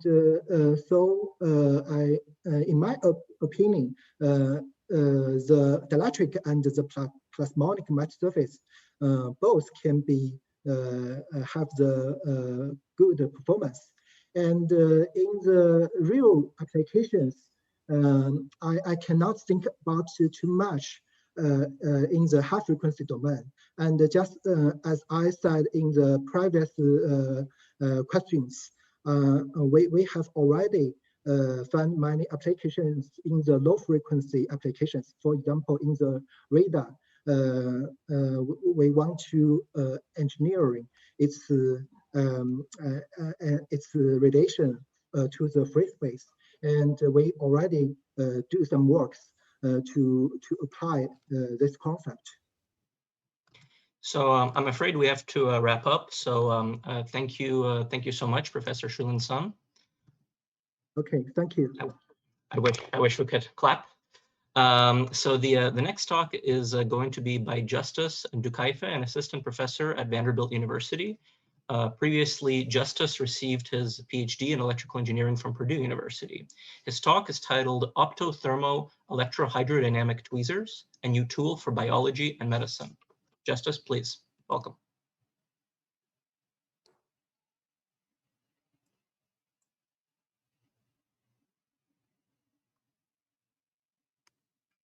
Okay, hi everyone. It's a pleasure to be here to be giving this presentation today. And I thank you all for being a member of this exciting forum. So today I'll be discussing on optothermo electrohydrodynamic tweezers as a new tool for biology and medicine. And as I begin this presentation, I'd like to play a quick video that will basically summarize what I'm going to be talking about today. So right here, what we have is an array of plasmonic nanoholes, which we've illuminated with light. And we show that we can trap very small biological objects, in this case, a single protein molecule, far away from the laser spot, thereby preventing the issue of photon-induced heating associated with conventional optical tweezer technology. So I'll be discussing why this important work is it's a breakthrough in the field, and also what we did to accomplish these results. So first of all, I believe virtually everyone here knows that back in 2018, the Nobel Prize in Physics recognized tools that were made of light. One half of the Nobel Prize was actually awarded to Arthur Ashkin for the invention of optical tweezers, which is a tool that uses a tightly focused laser beam to manipulate very small objects. So what work did he do? So this work, for which Ashkin was recognized with the Nobel Prize, was published in 1986, where he demonstrated a single beam optical trap. And the idea is that if you take a laser beam and you tightly focus it, Ashkin showed that you can use this to trap microscopic objects by this force given by the gradient force, which pulls the particle towards near to the laser focus. So in the quasi-static limit, when the size of the particle is much smaller than the wavelength of light, this gradient force scales as a particle size to the third power or to the volume of the particle. So which means that if you reduce the size of the particle by just an order of magnitude, this gradient force is going to reduce by 3 orders of magnitude, and that's a lot. Also, the force is also proportional to the gradient in the square of the electric field, which is why we need to focus our beam tightly. And we know in optics, this is something we have to encounter always in optics. We always face with diffraction limit, which limits how much we can focus the light. So diffraction limit limits the trapping potential where for an optical trap to about λ/2. So a microscopic object can be readily trapped, but if you have a nanoscale object, it's not going to be tightly trapped in the trap, and it's going to easily escape from the trap due to Brownian diffusion. So how do we solve this problem? Well, because of this issue, with optical tweezers, you can readily trap things like bacteria and red blood cells. But when you want to address much smaller objects like viruses, DNA, or protein molecules, we cannot do that. So we need to develop a new kind of tweezers. And this is important for understanding many biological molecules that are associated with many diseases, such as Alzheimer's and cancer. So back in the last decade, there's been a lot of interest in harnessing the power of plasmonics to address this challenge. So as you know, in plasmonics, we can illuminate a plasmonic structure with light, like metallic nanoparticles, and they can efficiently couple to light to generate a localized surface plasma resonance, which results in highly confined and enhanced electromagnetic field in the vicinity of the plasmonic antenna. So in this case, if you consider the case of a bow tie antenna, so you can squeeze all the electromagnetic energy within this nanoscale spot. And this way you can beat the diffraction limit by coupling light to electrons in metals. And if you compare the trapping potential for a plasmonic trap versus an optical trap, you see why for the case of an optical trap is diffraction limited. For the case of a plasmonic trap, it's more tightly confined. So in this way you can trap very small objects tightly. And this generated enormous interest within the field. There's been a lot of designs that have been presented, like using a gold nanodot, using an aperture in a metal film, nanohole, or using a double nanohole aperture, using a bow tie cavities, and also even recently by using a coaxial aperture antennas. And of course, there are several groups worldwide who are actually working in this field. However, despite all the accomplishments in the field, within the past decade, there are actually some important problems that has to be dealt with. So too many issues arise. So one of them has to do with heat dissipation. And heat dissipation arises because of the intrinsic loss in plasmonic materials. So there's been a lot of effort to overcome loss in plasmonics, but what has been established is that losses are inevitable. And one of the byproducts of losses in plasmonics is heat dissipation. And this heat dissipation is detrimental to biological molecules because it raises the temperature surrounding the molecules that are being trapped. And that poses a serious limitation to the application of plasmonic tweezers for bio-related applications. Another important issue has to do with low speed and uncertainty due to relying on Brownian diffusion. And this is explained as follows. So let's imagine that this is your plasmonic antenna here, and we illuminate with light. So in this case, we can have a dipole resonance. So you have two hotspots here. So this enhanced field, which is also tightly confined, is actually an evanescent field, which means that it only extends a few tens of nanometers into the adjoining fluid medium. So that means that if you have some biological molecule far away, several tens of microns or hundreds of microns away, that object has to move by Brownian diffusion, which is a random process until it can diffuse and find its way towards this hotspot for trapping. So this process can take anywhere from several tens of minutes to an hour for trapping to occur. And that presents a serious impediment to translating plasmonic tweezers for a lot of important applications. So in order to solve this problem, back in 2016, I introduced a new design paradigm for nanomanipulation called a hybrid electrothermoplasmonic nanotweezer. And here we demonstrate that we can trap particles within a few seconds instead of having to wait for several tens of minutes. So basically the idea is as follows. So imagine you illuminate your plasmonic antenna with light. So this, you generate your hotspots. Additionally, you also induce some localized heating in this antenna, which is transferred to the fluid. So that induces a local heating of the adjoining fluid inside your channel. So that localized heating establishes a gradient in the temperature inside the fluid, and also a gradient in the temperature-dependent properties of the fluid, namely the electrical conductivity and the electrical permittivity of the fluid. So under that condition of local inhomogeneity in the fluid's electrical properties, if we apply an AC bias, we can induce a hydrodynamic flow known as the electrothermal flow, which can rapidly capture and transport your object within this towards this antenna so that I can trap it within a few seconds. And that's what you show here. So initially particles are diffusing. Rather than waiting for several tens of minutes to an hour, we can quickly transport the particle towards the antenna for trapping at a hotspot now within a few seconds. With respect to the issue of heat dissipation, An elegant approach that was proposed a few years ago is basically the idea of integrating a heat sink.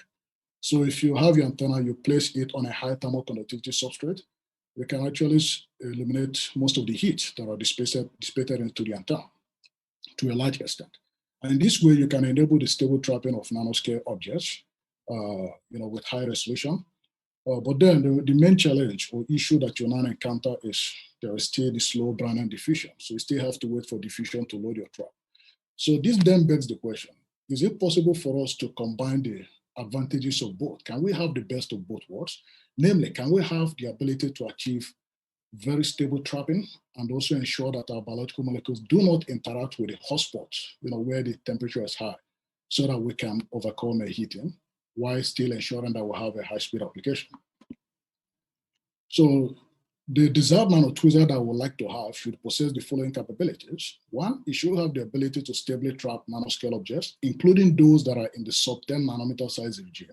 So this is a very small size that is very difficult to do with most of the reported techniques, and essentially not addressable using conventional optical Twizzler technology. Additionally, we'd like to be able to achieve the rapid transport of target nanoscale objects to the trapping sites where they can be trapped. I also would like to achieve dynamic control over the nanoscale objects. And very importantly, we want to ensure that biological objects that we're trapping do not experience any detrimental heating effect, so that we can use them for a lot of important problems to address important fundamental questions in life science and also enable translational biomedical applications. And also, it would be great if we can also achieve the ability to sort the nanoscale objects. And indeed, this kind of desired nanotwizzer, we have indeed recently developed this kind of twizzer, which is what we refer to as optothermal electrohydrodynamic twizzer. Just recently, in a publication in Nature Nanotechnology, we showed that we can achieve the trapping of very small biological molecules in the sub-10 nanometer size of G without exposing them to high heat or high laser intensity region.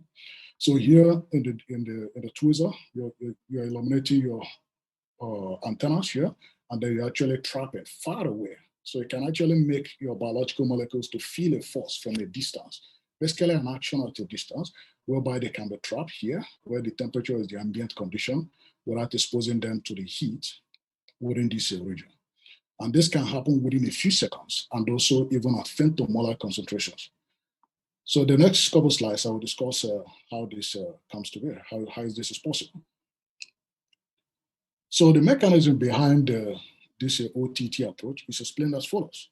So let's imagine that we have a gold film and we structure them with nanoholes. So gold nanoholes, we know about their properties several years ago, following the work of Thomas Everson. So they provide a lot of interesting properties in that regard. So if you illuminate them with light, one of the things that can happen is that you can generate SPPs. And in the process, that can enhance the absorption of light by these nanoholes. So due to the absorption, light absorption, you establish a temperature rise on the surface of these nanoholes, and also a temperature gradient inside the fluid. So that gradient in the fluid's properties, if you apply an AC electric field under that condition, we can induce the so-called electrothermoplasmonic flow, this ETP flow, which in this case is radially inward. So the ETP flow is a vortex that is induced and is acting in this fashion to transport the particles towards this nanohole array. So it's a radially inward flow. Another important phenomenon that occurs is as follows. If you consider the case of a conductor, if you apply an electric field like a parallel plate system, normally the electric field should be normal to the surface of your conductor. However, if we structure the conductor with some nanoholes, in this case, this is a gold film, so these nanoholes are going to distort the electric field. So we're going to have both a normal and a tangential component.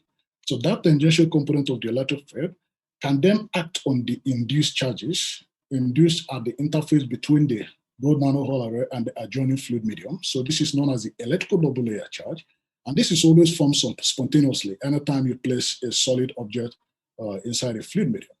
So this tangential component of the electric field will act on those induced charges and induce an AC electrosmotic flow, which in this case is radially outward. So now you have a radially inward electrothermoplasmonic flow and a radially outward electrosmotic flow. At some point, both of them are going to meet and they will cancel, and that creates a stagnation zone that defines where the trapping is going to take place. And in this case, the stagnation zone occurs several microns away from your high intensity laser focus. So this way we're able to establish an electrohydrodynamic trapping potential far away from our laser spot so that we can trap particles far from the laser. So here are some experimental video showing the performance of the OTT. So here's your laser spot. So this is the region with the nanohole array. So this is just the region with the gold film. Here is a single protein molecule that's been trapped. So the object is being transported within a few seconds, and we can trap the protein, again, far from where you have the laser spot. And in addition to being able to trap these proteins, we can also dynamically manipulate them. So we also have dynamic manipulation capability. So here, if you move your laser spots from one point to another, you can still make this protein molecule to feel a force from a distance and still be able to move along the path defined by the translation of your laser beam, or if you move the stage. So this presents a way that we can really be able to achieve the trapping of these very small biological molecules, dynamically manipulate them without exposing them to high light intensity or heat. Another important feature of OTT is the ability to also sort biological objects based on size. And this is important because several biological molecules like extracellular vesicles are heterogeneous, and it's important to be able to sort them based on size so we can determine their function based on what size they have. So here, as an experiment we've done, we have a 100 nanometer and 20 nanometer base. And then when you apply, you actuate a device and tune the frequency to about 2.5 kilohertz, you can trap both the 100 nanometer and the 20 nanometer size polystyrene base. However, as we increase the frequency, we can release the 100 nanometer size object while the 20 nanometer base still remains trapped. So that way we can actually sort particles with a very good fidelity, which is important for many important problems in biology, especially to the field of extracellular vesicle research. So here I'm showing you a brief milestone accomplishments in the field over the years. So back in 1986, the concept of optical tweezer single beam optical tweezer was invented by Arthur Ashken. And this was used for trapping of cold atoms, for which Xingqiu, Cohen, Tanuji, and William Phillips were recognized with the 1997 Nobel Prize in Physics. And in the year 2018, Ashken was recognized with a Nobel Prize in Physics in recognition of optical tweezers for the applications to biological systems, because they've been used to measure forces. But we still know that with optical tweezers, you cannot address small objects that are extremely small, which is why there's been a lot of push into developing a near field and optical tweezers. So back in 1998, Lucas Novotny proposed the idea of implementing a tweezer on the tip of a fiber using the evanescent field to achieve a more stronger confinement and a stronger gradient in the field intensity to enhance the gradient force. So that was a theoretical proposal. And then within the past decade, especially in 2009, the field of plasmonic optical tweezers generated significant interest, following the work of several pioneers in the field, like Roman Quidant, Grigorenko, and Ken Crozier. So the concept of self-induced back-action optical trap was also invented, which enables the fact that the particles can perturb the photons, their interaction with the photons in the cavity, to actually induce a back-action force to enable trapping because of Newton's second law. So that concept was introduced in 2009. And this simple concept was used to enhance the trapping force to achieve the trapping of single protein by the group of Von Gordon. But of course, people were experiencing the heating issue. And then you still have the issue that you cannot quickly transport your particle towards your hotspot for trapping within seconds. So this problem was solved in 2016 by introducing electrothermoplasmonic tweezers. And for this, I was awarded with the Cherofas Foundation Prize in Physics in 2017. And then very recently, in 2020, we've now introduced optothermal electrohydrodynamic tweezers, which basically combines all the desirable advantages we like to have, both high speed, as well as ensuring that biological molecules do not interact with the plasmonic hotspot to prevent any photoinduced heating. So to summarize, we've developed these optothermal electrohydrodynamic tweezers that provides us with all the really cool features that we desire for biological applications. It provides the ability to achieve fast transport, even when the biological molecules are present at femtomolar concentrations. Within seconds, we can capture a biological object like a single protein and trap it in solution. And we can also trap particles in the sub-10 nanometer size regime. And this is a size regime that is not possible for trapping with using the conventional optical tweezers technology. Additionally, we're also able to trap particles far away from the laser focus so that we prevent any photo-induced damage to the biological molecules, hence making this OTT tweezer to biocompatible. Additionally, OTT also enables dynamic manipulation of trapped biological specimens, as well as the ability to sort biological objects based on size, which will play a key role in understanding, enhancing greater new knowledge, and more discovery in the field of extracellular vesicle cell research. So in terms of some of the future possibilities that OTT will enable, important breakthrough development that this will enable in the field of life science and biology. So one of them is in the field of extracellular vesicles analysis. So we know that extracellular vesicles have generated enormous interest. They are actually subcellular objects in the nanoscale size regime that are released by every cells, and they serve as a way for cells to communicate with distant cells because they contain important biological information molecules like proteins, lipids, and messenger RNAs that modifies the physiological state of recipient cells. So this has been implicated in cancer metastasis, as well as the pathogenesis of other diseases like Alzheimer's. So one challenge with handling them is the fact that they are quite small, like exosomes measure about 30 nanometers to about 150 nanometers, and also heterogeneous. So existing techniques are not able to really handle such small subcellular objects. Now with OTT, we'll be able to address those, and that's an area that we're beginning to pursue now. We believe that we'll be able to use this to address important long-standing open questions in extracellular vesicles research, particularly on what is the role of the size of the EVs in detecting their cargo content as well as their function, which remains an open question in biology today. And this is primarily because of the lack of availability of adequate tools that can address this. Now we have the tool, so we'll be putting it to use in the, now we're actually working on this now. Another important application we also begin to pursue, where we see enormous impact, is for developing nanotweezer diagnostics for SARS-CoV-2. So we know that the COVID-19 virus has really created a global pandemic. There's been a lot of interest in developing new diagnostic capabilities to ensure that this can be detected, both the symptomatic and the asymptomatic transmission, in order to help in implementing effective contact tracing and policy decisions that will improve human life.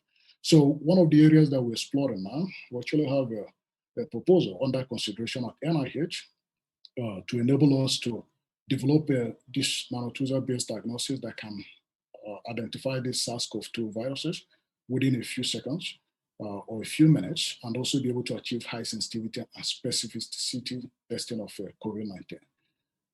Another important area that we're also exploring is for single molecule analysis, where I see some very exciting possibilities. So currently, one of the powerful single molecule analysis techniques is based on Foster resonance energy transfer, which can be used to determine like protein folding or misfolding, which is indicative of several diseases like Alzheimer's. Current approach usually requires to tether the protein molecules to a surface because they are so small to be manipulated. So by tethering them to a surface, instead of allowing them to freely move, that could change the function of the proteins because the structure of the proteins determines their functions to a large extent. And that is an important challenge that we like to address by being able to trap these protein molecules far away from laser spots so they're able to still freely move and be able to analyze them based on this Foster resonance energy transfer. So I'd like to acknowledge students in my group who've been working with me, and also thank NSF for supporting the research, as well as Vanderbilt University for some funds through the startup funds. And I'm going to leave the slide here, and I'll be happy to take any questions. Wonderful. Thank you very much. The floor is now open for questions. Yes, please go ahead, Chanapati. Okay, thanks, Mikhail. Dr. Anoku, a very nice talk and a very beautiful work. And so I have a question. You talked about the size issues in terms of trapping. Would you like to comment also on the shape of the particles which you're really trying to trap and using your system? And so how the shape really influences in terms of trapping behavior? Okay. Yeah, that's a very good question. Yeah, so far we have trapped the BSC protein, and it's certainly not a spherical particle. So even though typically one uses spherical approximation, and we're able to successfully trap that. So insofar as the shape is not, let's say, something like a nanorod with a significant like aspect ratio difference, I don't see any challenge using this approach. You should still be able to address those kind of objects. So we'll be able to do those successfully. So I don't think shape is going to influence the performance of this kind of tweezer. Okay, thank you very much. Aydogan? Thanks. Thanks. Very, very nice presentation. Thank you. So I have two questions regarding biological applications that you have motivated us in general with the use of these platforms. The first one is regarding the temperature. So indeed, you have emphasized the point that the temperature at the trap position is mitigated with some of the approaches that you've said. But do you have data that you can share with us regarding the temperature within the microfluidic channel that you're handling the liquid samples as a function of distance from the surface? Because I think the overall temperature of the liquid environment within the channel is of the essence for various different biological applications, and even 5 Celsius, for example, increase, 10 Celsius increase over the course of several minutes of operation would be detrimental for various applications. So I think showing data and maybe some experience on the temperature profile of your chip within the micro reservoir would be very important. Number two, I think that would be important to discuss and learn more from your insights is on the non-specific binding. Within a few minutes, again, of operation of your device, there will be potentially non-specific binding on the surface of your device, which will be catastrophic for a lot of the things that you want to do, as it's going to perturb the fields. How do you avoid, for any practical application, non-specific binding on your surface within the microchip? Thank you. Okay. Yeah, thank you for those questions. So let me answer the second one first. So with respect to non-specific binding, so that's really an important issue that everybody has to encounter if you're working in the biology domain. And we address that. So there are ways to address this. So one is to passivate your surface, let's say by putting PEG, molecules, some kind of polymers, so that you don't have you're able to mitigate this non-specific binding. Another approach is to also control the charge of your particle relative to that of your surface, so that you don't have like electrostatic interaction to cause your object that you want to trap to bind. So some people have tried to do this like by using surfactants and so on. So in this case, we also did those. We actually treated our surface with a polymer that ensures that you don't have electrostatic attraction that binds it to the surface. So that way you prevent a non-specific absorption to a large extent. And that's why you see those particles are actually moving freely in solution. Next, the other question about temperature rise. So we've done calculations on the temperature profile. So right at where you have your hotspot, where you're illuminating, with the laser beam. So the temperature rise there can go to more than 5 degrees to about 10 degrees, for example, depending on the amount of your laser power.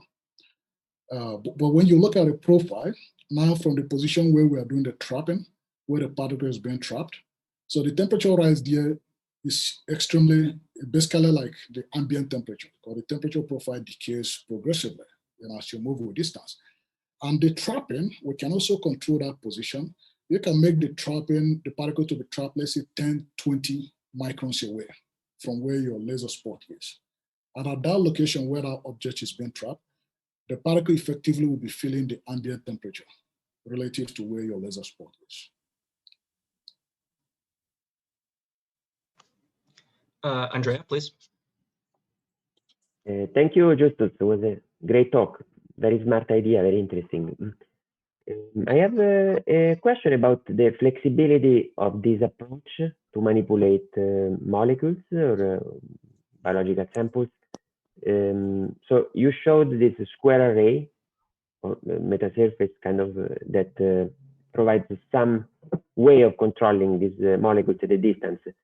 Can you envision like more complicated patterns that can maybe selectively move the molecule in different directions by exciting in different positions of the surface?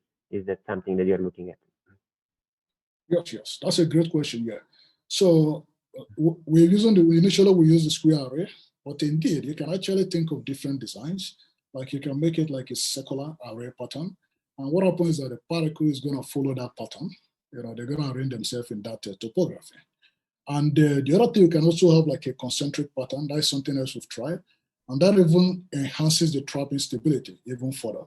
So if we use the concentric pattern, so indeed there are different schemes that we can utilize. And you know, by using the concentric approach, we can increase our trapping stability. We can also control the topography, how we want to arrange the biological objects. So those are certainly possible. Very good, thank you. So I have a question as well, which is how much of the dynamics can you simulate? I mean, there's a pretty complex multi-physics going on here. So how much are you and are you not able to simulate? Okay, yeah, good question, yeah. So we're able to simulate most of the important phenomena that are, of course, you can imagine there are a lot of physical phenomena that are taking place here. So we are solving a multi-physics partial differential equations to do this simulation. And that comprises of solving electromagnetic wave equation, from derived from Maxwell's equations to determine the electric field, from the laser beam in the vicinity of those nanohole array. And then using that to calculate the heat source density, which then serves as a source step in the heat equation. So we solve the heat diffusion equation, find the temperature rise. And then once we know that, in order to find the electric field, we solve the Laplace equation, and then that's the electric field from the AC field, and then we solve the Navier-Stokes equation to determine the velocity, and using those forcing terms. I didn't show you in this slides due to time. We'll use those forcing terms as the forcing term in the Navier-Stokes equation. So we solve that to be able to find the velocity. So basically couple all those partial differential equations, and this is something we can do easily with COMSOL multiphysics. Thank you.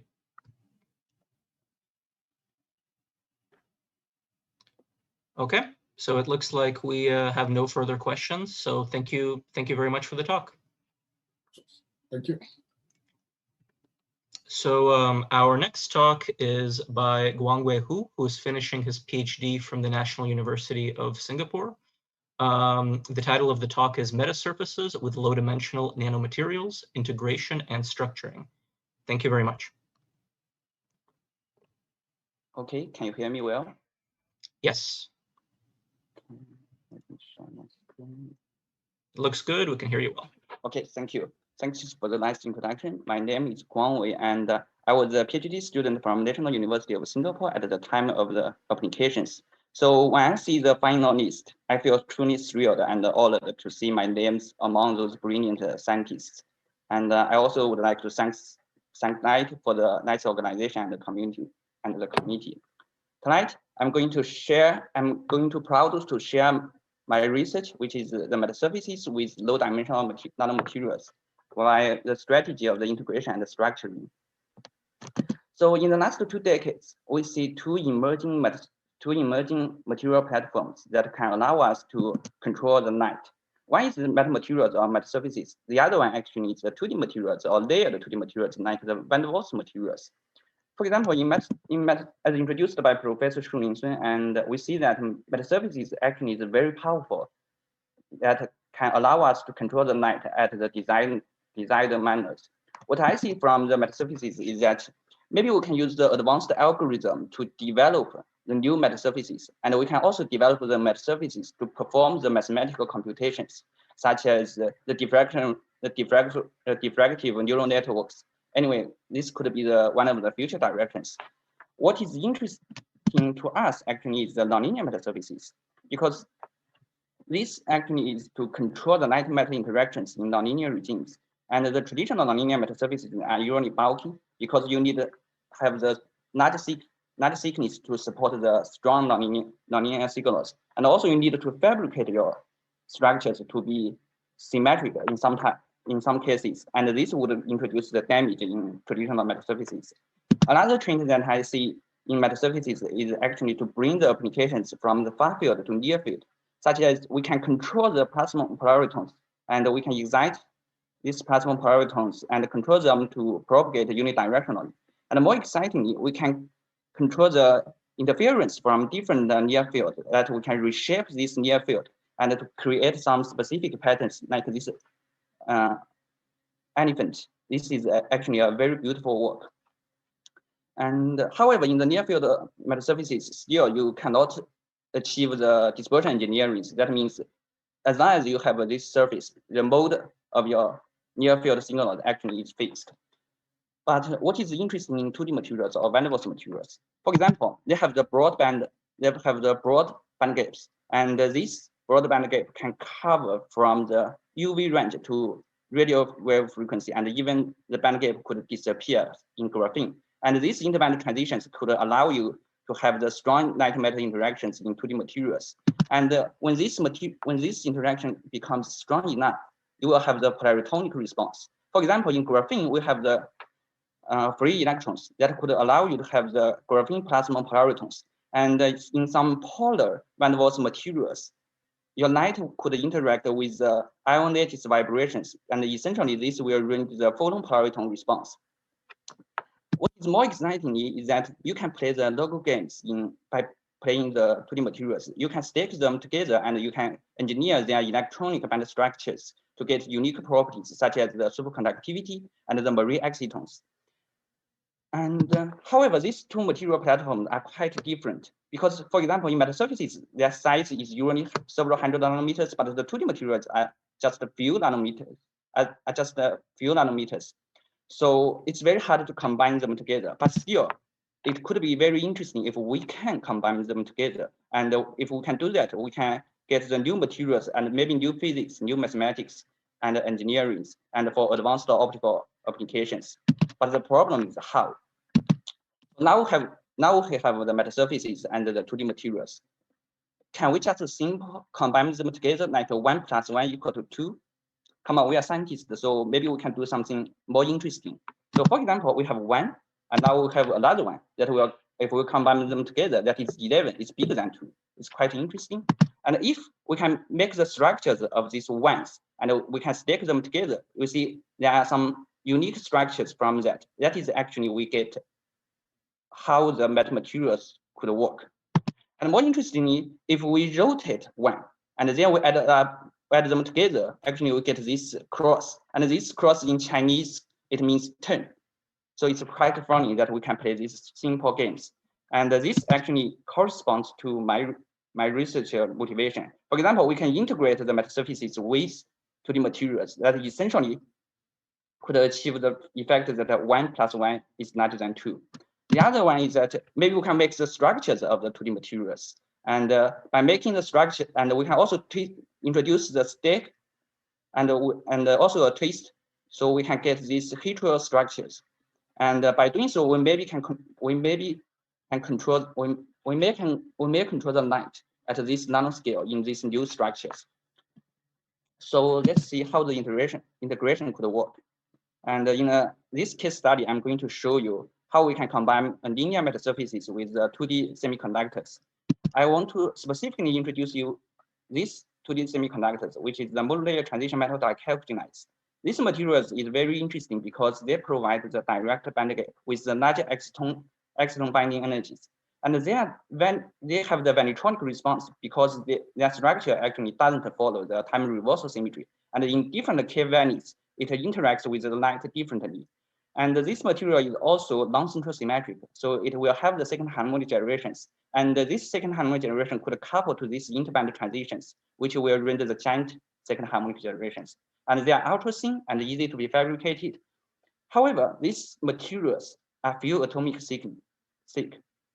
So it's too thin to be practically useful because the light-matter interactions in them are quite weak. And it's also very hard to control their emissions because most of the emission processes, such as the photoluminescence, are incoherent, let alone to access this vanity degree of freedom and many other optical properties. To our attention, we noticed that this material have the second harmonic generation process, which couples to the spin and vanity degree of freedoms. For example, at the K value, they can only observe the two photons, that is LCP, but they will emit the second harmonic photons, that is cross-polarized. And in metasurfaces, as introduced by Professor Jen Lin, we have these gradient metasurfaces. Like if we use this PV phase to create this gradient metasurfaces, actually this phase will be spin dependent. That means if we use a different circularly polarized light to pump our system, we will get a different gradient phase. So our naive idea is actually to integrate these two physics process together. And here is our proposal. We combine a linear, we integrate a linear metasurfaces with the 2D materials, and here is our toy model. And it's very simple. Let me take you through. So for example, if we have the circularly polarized light to pump our system, and after the metasurfaces, we could have the two beams. One is the cross-polarized light that has the geometric phase. The other one is the co-polarized light that doesn't have the geometric phase.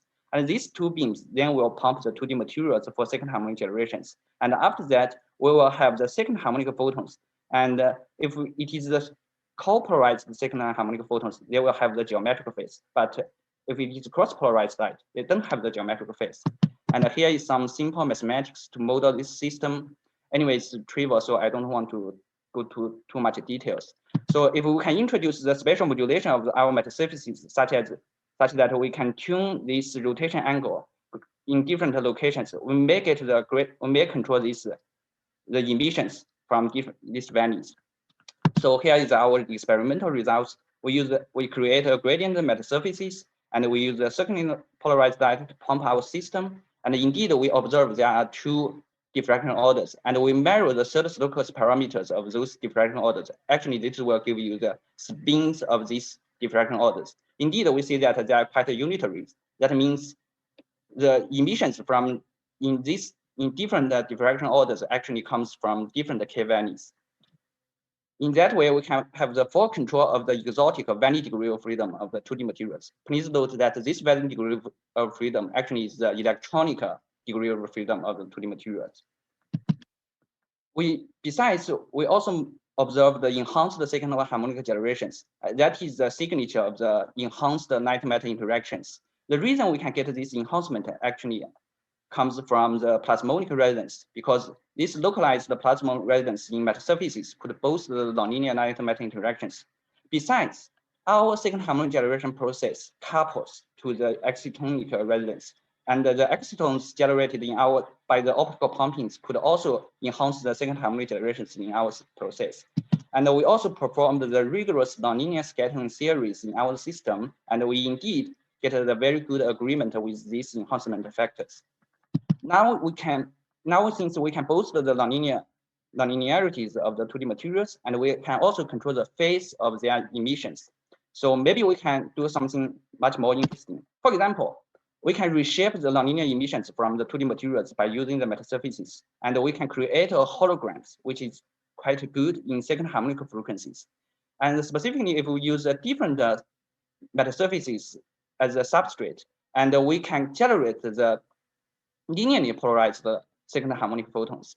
Besides, we can also get the spiral phase from each diffraction orders, and this spiral phase actually is the orbital angular momentum of the light. So indeed, we see by integrating a modulated TMDC materials with linear metasurfaces, we can not only we can access the vanity degree of freedoms of the 2D materials, but also we can build a new and multifunctional nonlinear metasurfaces. However, still in this system, we still have the metasurfaces which is made by traditional metals and dielectrics. So the question we ask ourselves, can we make the metasurfaces directly from the 2D materials? Specifically, we use the structuring strategy here, which we can build the metasurfaces with the twisted bilayer graphene. But before I show you how we do it, I just want to get you excited about one exciting research areas, and this is called the twistronics. And this actually is very hot in condensed matter physics now. So for example, in this twisted bilayer graphene, if you can introduce the rotation between these two graphene, you can have the different band structures. And at a specific rotation angle, you will see that your band structure actually will become flat. That will give you the zero Fermi velocity, and your electrons will move in these materials without any dissipations. That corresponds to the magical angle superconductivities. The other thing is that maybe we can introduce the twisted bilayer TMDC materials. And in this way, we can generate a new interlayer excitonic resonance.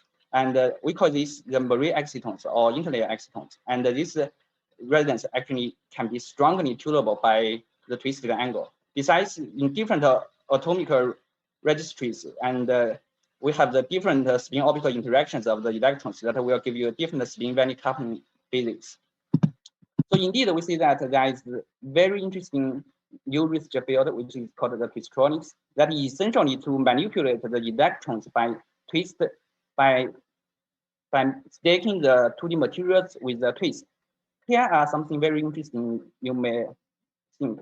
One is that the interlayer coupling is the fundamental physics behind that, and this interlayer coupling is strongly dependent on the twisted angle. By doing so, you can also have the dispersion engineering, such as to get the flat band, and you can also have the different spin orbital interactions. But here is something you probably don't want. It's microscopic. You need to deal with the atoms, and you need to solve the quantum mechanics. And essentially, this system is for electrons, it's not for photons. So the question we ask ourselves is, can we build a macroscopic system that you study the Maxwell equations, but still you can build the concept of the twistronics for photons? And here is our strategy. We still use the graphene, and we know that graphene could support the graphene plasma polaritrons. And in the monolayer graphene, these plasma polaritrons actually are in-plane isotropic. That means this polariton cannot distinguish X and Y directions. If we make the structure of this monolayer graphene to be the graphene metal surfaces, so we can get the in-plane isotropic response. And this anisotropy can be extreme. For example, it can become metonic along one direction, but dielectric along the other direction. This corresponds to the hyperbolic metal surfaces or hyperbolic plasma polaritons. And indeed, you can see that your field propagates only in specific regions, and you get very nice hyperbolic dispersions. So our idea is that maybe we can structure the graphene, and then we use the we stack them with a twist. So here is our result. So we firstly solve this system theoretically, and we solve the source-free Maxwell equations. And here is the outcome of the dispersions. Indeed, you see that this dispersion is quite complicated, but still, if you force A and D, this submatrix to be 0, you will get the dispersion from each individual hyperbolic metal surfaces. Besides, if you force the distance between these two graphene metal surfaces and to be infinite distant, so you will get the decoupled two hyperbolic metal surfaces. And here is our theoretical results about the dispersion engineering. So indeed, you see here, if we increase this rotation angle, our hyperbolic dispersion lines changes from hyperbolic to elliptical. And this is actually the isofrequency dispersion. So it changes from open hyperbolic to elliptical and closed forms. This corresponds to the topological transitions in metal materials or metal surfaces. And specifically in our system, at a critical rotation angle at which this topological transition happens, you will have these flat dispersion lines. That would be very interesting. And we call this angle the photonic magic angle. And here is the base diagram. You can see that the nature of the topological nature of your system strongly depends on your rotation angle and also the frequency. We can understand this phenomenon in reciprocal space, and we see that we can count the intersectional point of two hyperbolic dispersion lines. So if it is 0, we get the uncoupled hyperbolic metal surfaces. But if it's 2, we will get the open and the hyperbolic dispersions. And if it is 4, we will get the anti-crossing. We will get the closed and the elliptical range. And since we can largely tune the band structure, what is the unique properties we can get? one of the things is that we can get the flat dispersion lines. And these flat dispersion lines will give you the parallel pointing vectors. That means your pointing vectors along different modes will be collimated. So that will give you a unidirectional propagation of the graphene plasma polaritongs. And to our great surprise, this system actually is quite broad. This response is quite broadband. That is the broadband polariton canalization. So if you study the metamaterials or the metasurfaces in the early days, you will see that the light canalization is necessarily narrowband, but our system is quite broadband. Besides, we can also study the spin orbital interactions of our graphene plasmons in these twisted bilayers. We use the circularly polarized dipole to launch our plasmons, and indeed we observed the unidirectional propagation of the plasma polaritons. So by making the structures of twisted bilayer graphene, we can transform the twistronics to optical regimes. This is so-called the optical twistronics. And this is very beautiful in theory, but how can we demonstrate it in experiments, and how are we going to utilize it? Because the monolayer graphene is very hard to be fabricated to be the graphene metasurfaces, let alone to the twisted bilayer graphene. So then we turn to our attentions to photon polaritons. That is the larger polaritons in 2D materials. For the photon polaritons actually are light coupled to the lattice vibrations. And indeed we see that some van der Waals materials have this hyperbolic photon polariton response, such as HBN here, but they are in-plane isotropic, which is epsilon x and epsilon y are the same. Maybe we can make the structures of this HBN and we can get this hyperbolic response, and then we twist the select them. But you cannot, because this system has a strong non-local effects. It will destroy everything. But to our great surprise, nature provides the solution. They have this in-plane hyperbolic response in molybdenum trioxide. So our idea is actually to introduce the twist between these two layered materials, and we can solve this system analytically. And here is the analytical and the theoretical, analytical and the simulation numerical result. When we introduce the twist angle, indeed you see your wavefront changes from hyperbolic to elliptical range, and your dispersion lines changes from open to closed. That will give you topological transitions, and at these topological transitions, you will have the flat band and diffractionless propagation of your photon polaritons. And we can also measure it in experiments that we measure the scattering from this point defect, and we can demonstrate it very well. And we can also tune these topological transitions by introducing different frequencies and different rotation angles. Indeed, it's quite interesting and quite tunable. So with that, I would like to give you the conclusion that from one of my favorite scientists, he said that surfaces were invented by the devil. So what I'm doing actually is to use one devil to fight with the other one by the strategy with the integration and the structuring. By doing so, we can achieve the advanced nonlinear vanitronic, twistronic, and polaritonic devices for metamaterials and nanophotonics. And the reason we can do it actually is credited to Maxwell. So if we model this system, we need to solve the Maxwell equations. Essentially, you need to deal with the consecutive equations, and the structuring actually can allow you to do this engineering. And we also need to solve the boundary conditions. And the integration strategy actually can collect the metasurfaces with the 2D materials. With that, I would like to thank for your attention, and I would like to thank my supervisors and my collaborators. Without them, this work cannot be done. Thanks. Thank you very much, and very good timing. So the floor is now open for questions. I have two small questions. May I ask first? Yes, please. Yes, first is the for the second part, how you can control the angles between two layers precisely. Actually, okay. Can I answer it first? Okay. So actually, it's very easy because our system, our materials is several hundred nanometers, and we are studying the optical properties. So we don't get the monolayer graphenes. So we can use the transfer stations to precisely to control these rotation angles because they are bulky. Simple. Yeah. Okay, I see. And the first part is this nonlinear part. What's the coupling efficiency in your system?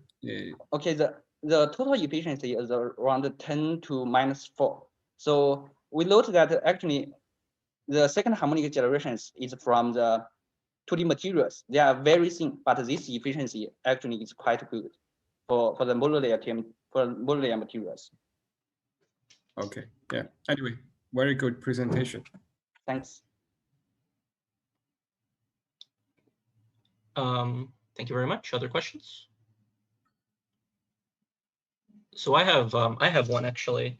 You've shown this very nice demonstration of modifying the dispersion relation by using the angle and so forth. I was wondering, especially since in some cases you can enhance the fields quite a bit, do you also have a degree of freedom of something like the AC start shift with so you can essentially use the intensity to also engineer the band structure further, or is that effect just too small?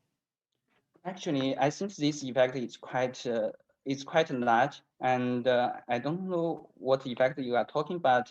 Essentially, because this is actually the first demonstration in this field, and we are also working on it, and we can introduce more layers and more twist effects, and we can get the much more beautiful dispersions and totally different from the hyperbolic ones or elliptical ones. And for the light matter interactions in this system, actually, it could be strongly boosted. And we also solve this system. And let's say we place a dipole in our system. And at these topological transition angles, we will get the strong Purcell effect in this system. And if we use the two dipole system in our system, we will have the strong dipole-dipole interactions, which is given by this flat band, because your field only goes to only specific directions.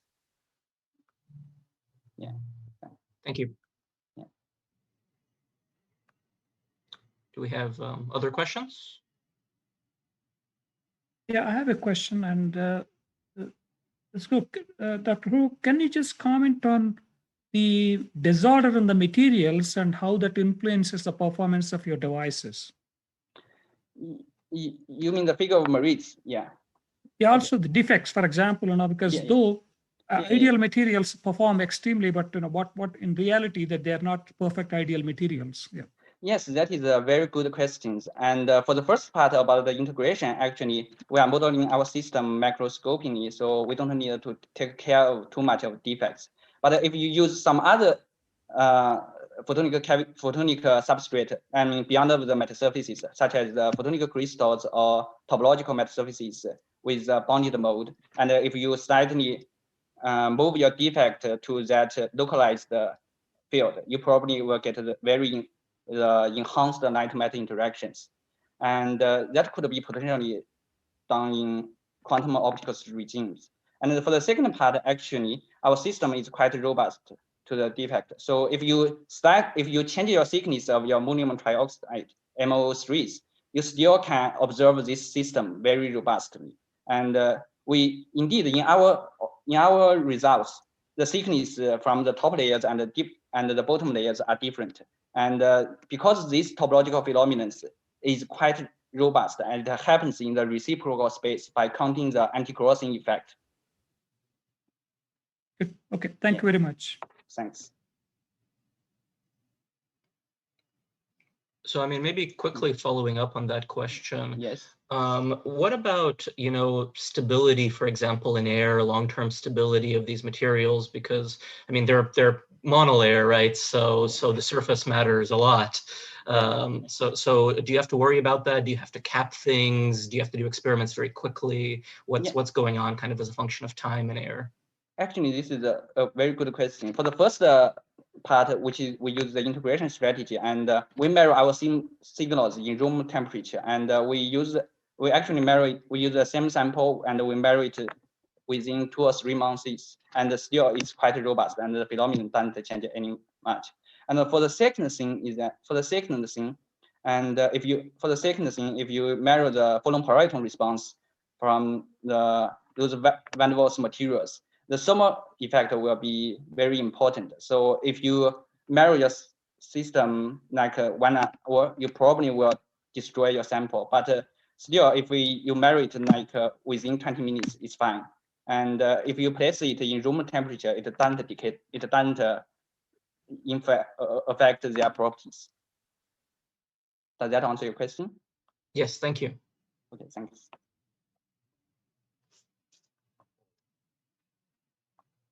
Okay, since we have no further questions, thank you very much for your talk.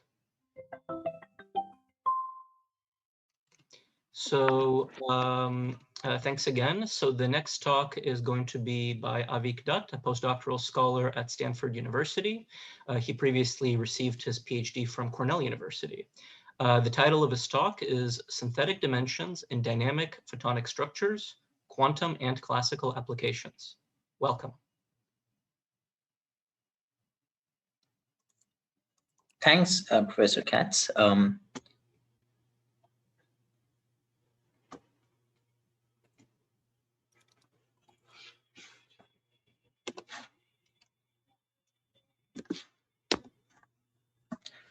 Hello, everyone. I'm Avik Dutt from Stanford University. Thanks a lot to the organizers as well as the committee for organizing this Rising Stars event and at the iCANX talks. Today, I'd like to share with you some of my recent work on how we can use internal properties of photons to form synthetic dimensions and use them for quantum and classical applications. A big problem or challenge today, as nanophotonics has matured, is scalability, no matter almost any application we look at. It could be photonic neural networks or quantum information processing, topological photonics. We need arrays of tens to hundreds of waveguides or resonators or modulators to realize these systems at scale. An example is a 2-qubit quantum processing unit, as was shown, requires 58 phase shifters and 82 multimode interferometers. And what I mean by scalability is also twofold. You need a large number of control and readout optical electronic signals, as well as you need a large spatial footprint. What I want to ask is, can we make these systems more scalable without increasing the spatial footprint or the number of control signals? And the answer is yes. If you're ready to look at the propagation of photons in synthetic dimensions formed by internal degrees of freedom, then we can do that. And this is possible because the photons that make up the light field are incredibly versatile with several intrinsic properties such as frequency or time and temporal modes, amplitude and phase. And they can also be endowed with additional properties such as transverse spatial mode structure or orbital angular momentum using additional photonic structures. And my research has been how we can harness these properties of light and also manipulate these properties of light for applications in quantum technologies, as well as classical nonlinear spectroscopy, and for more fundamental explorations into topological physics.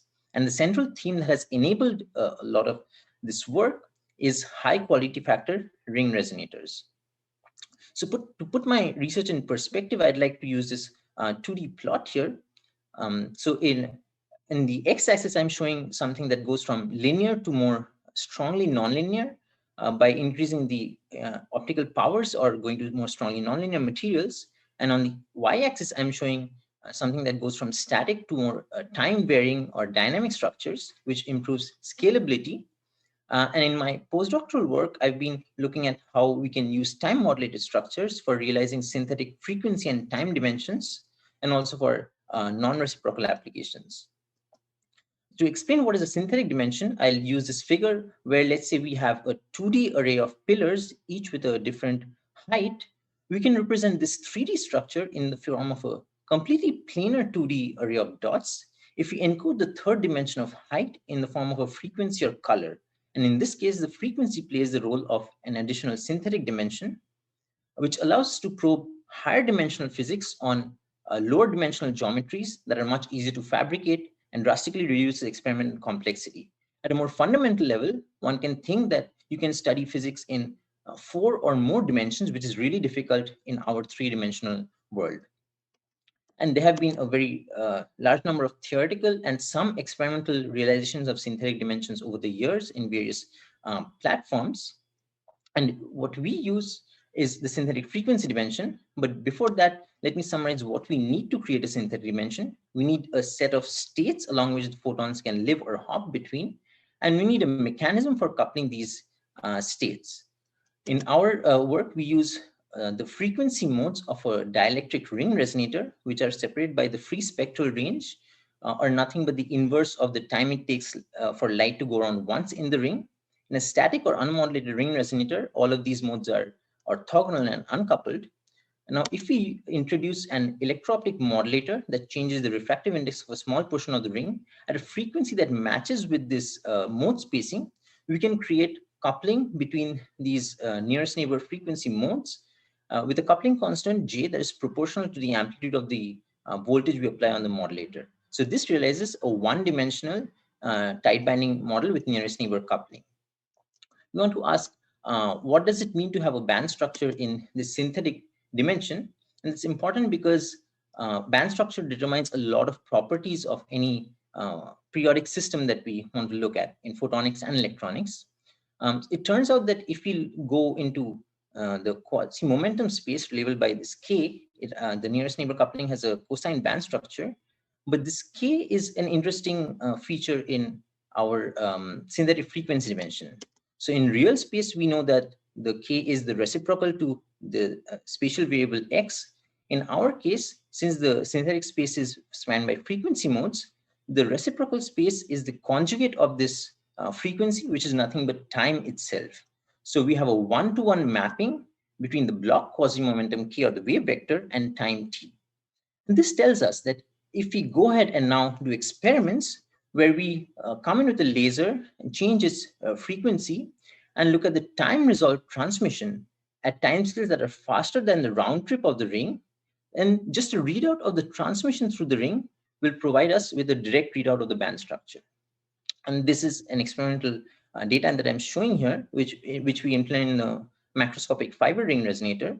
On the y-axis is the detuning of the laser from one of the frequency modes, and on the x-axis is the time in normalized units or in real units. And you'll see that as we take slices through this 2D plot, wherever this slice intersects with this band structure, we see peaks in the time domain. And when it's outside this band, we see a flat response. So we can take advantage of synthetic dimensions to control the strength of this coupling at will.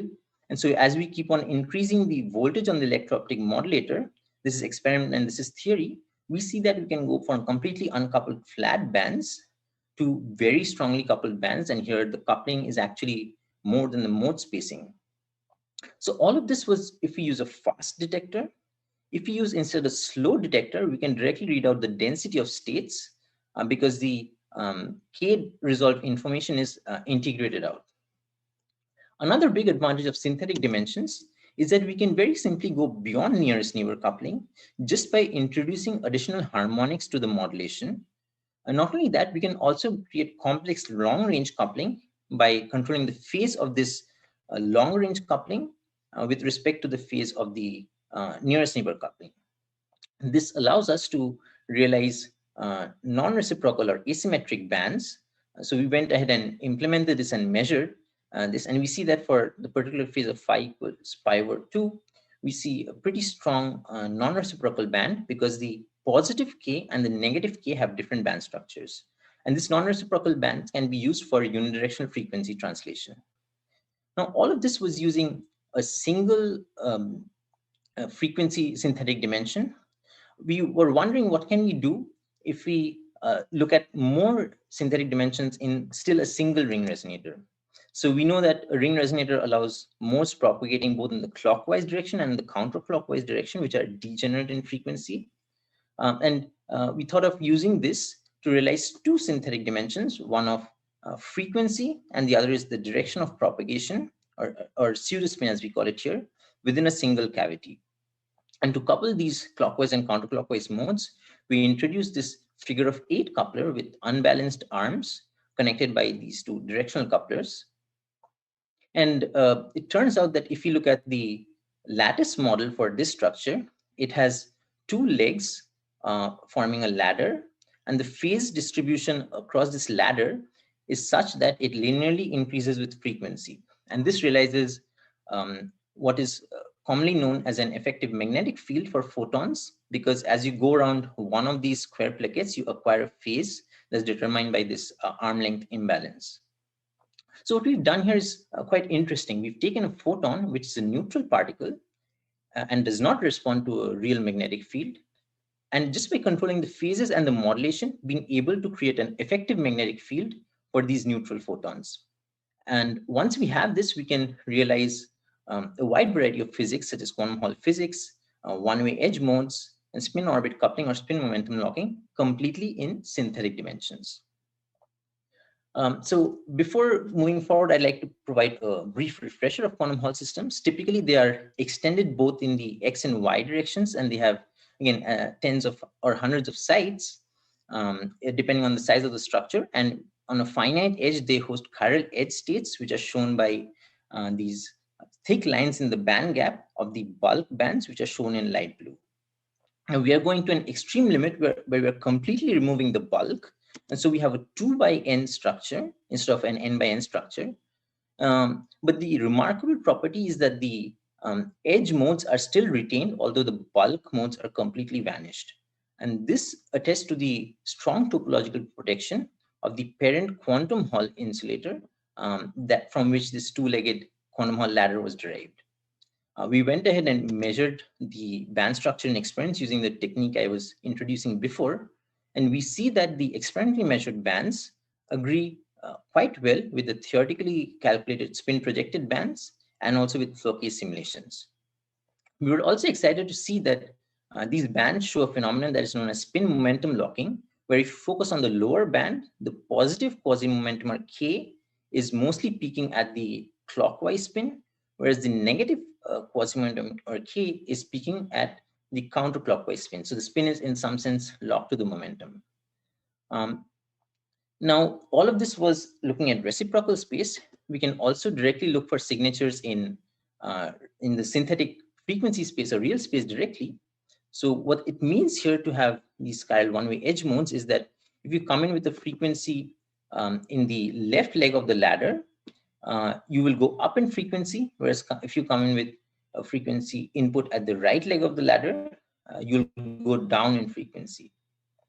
So if you can define a chiral current, which measures the asymmetry in the occupation between the higher frequency modes and the lower frequency modes, we should be able to detect a signature of this one-way propagation.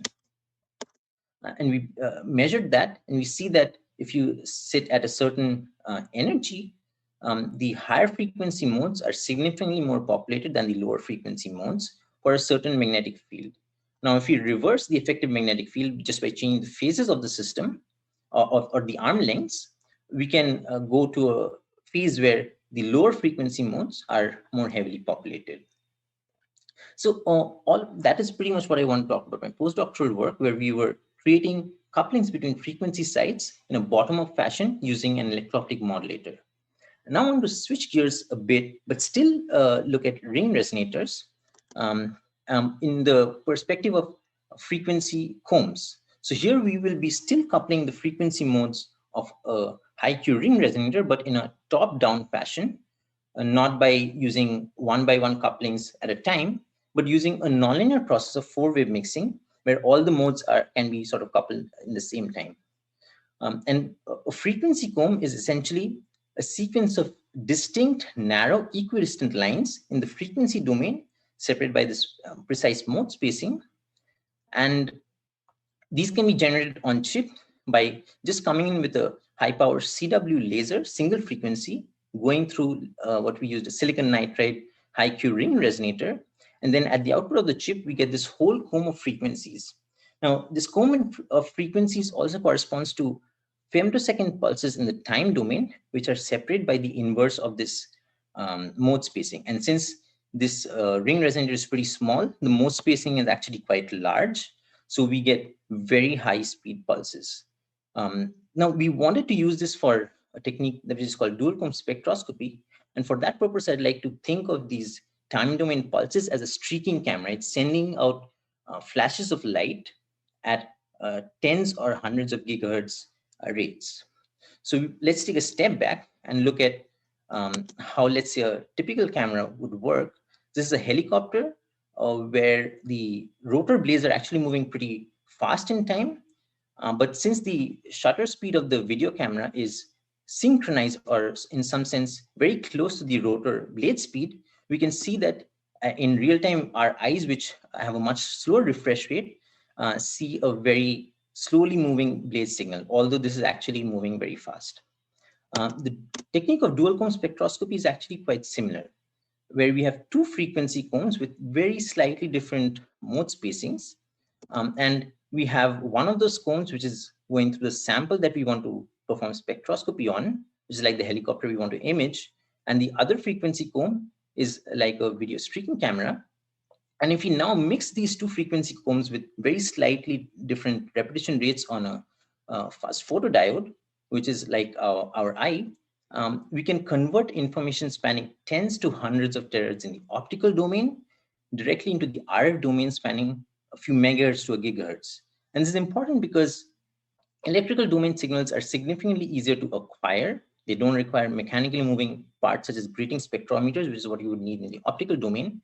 And they can be much faster and also in real time.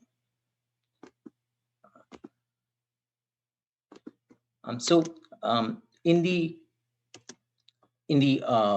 spectroscopy domain, we have an absorption feature, let's say, which is spanning in the optical domain. If we now go into the electrical domain, it's spanning a few gigahertz.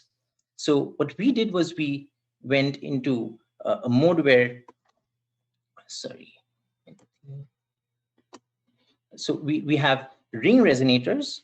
We have two ring resonators on the same chip made of silicon nitride.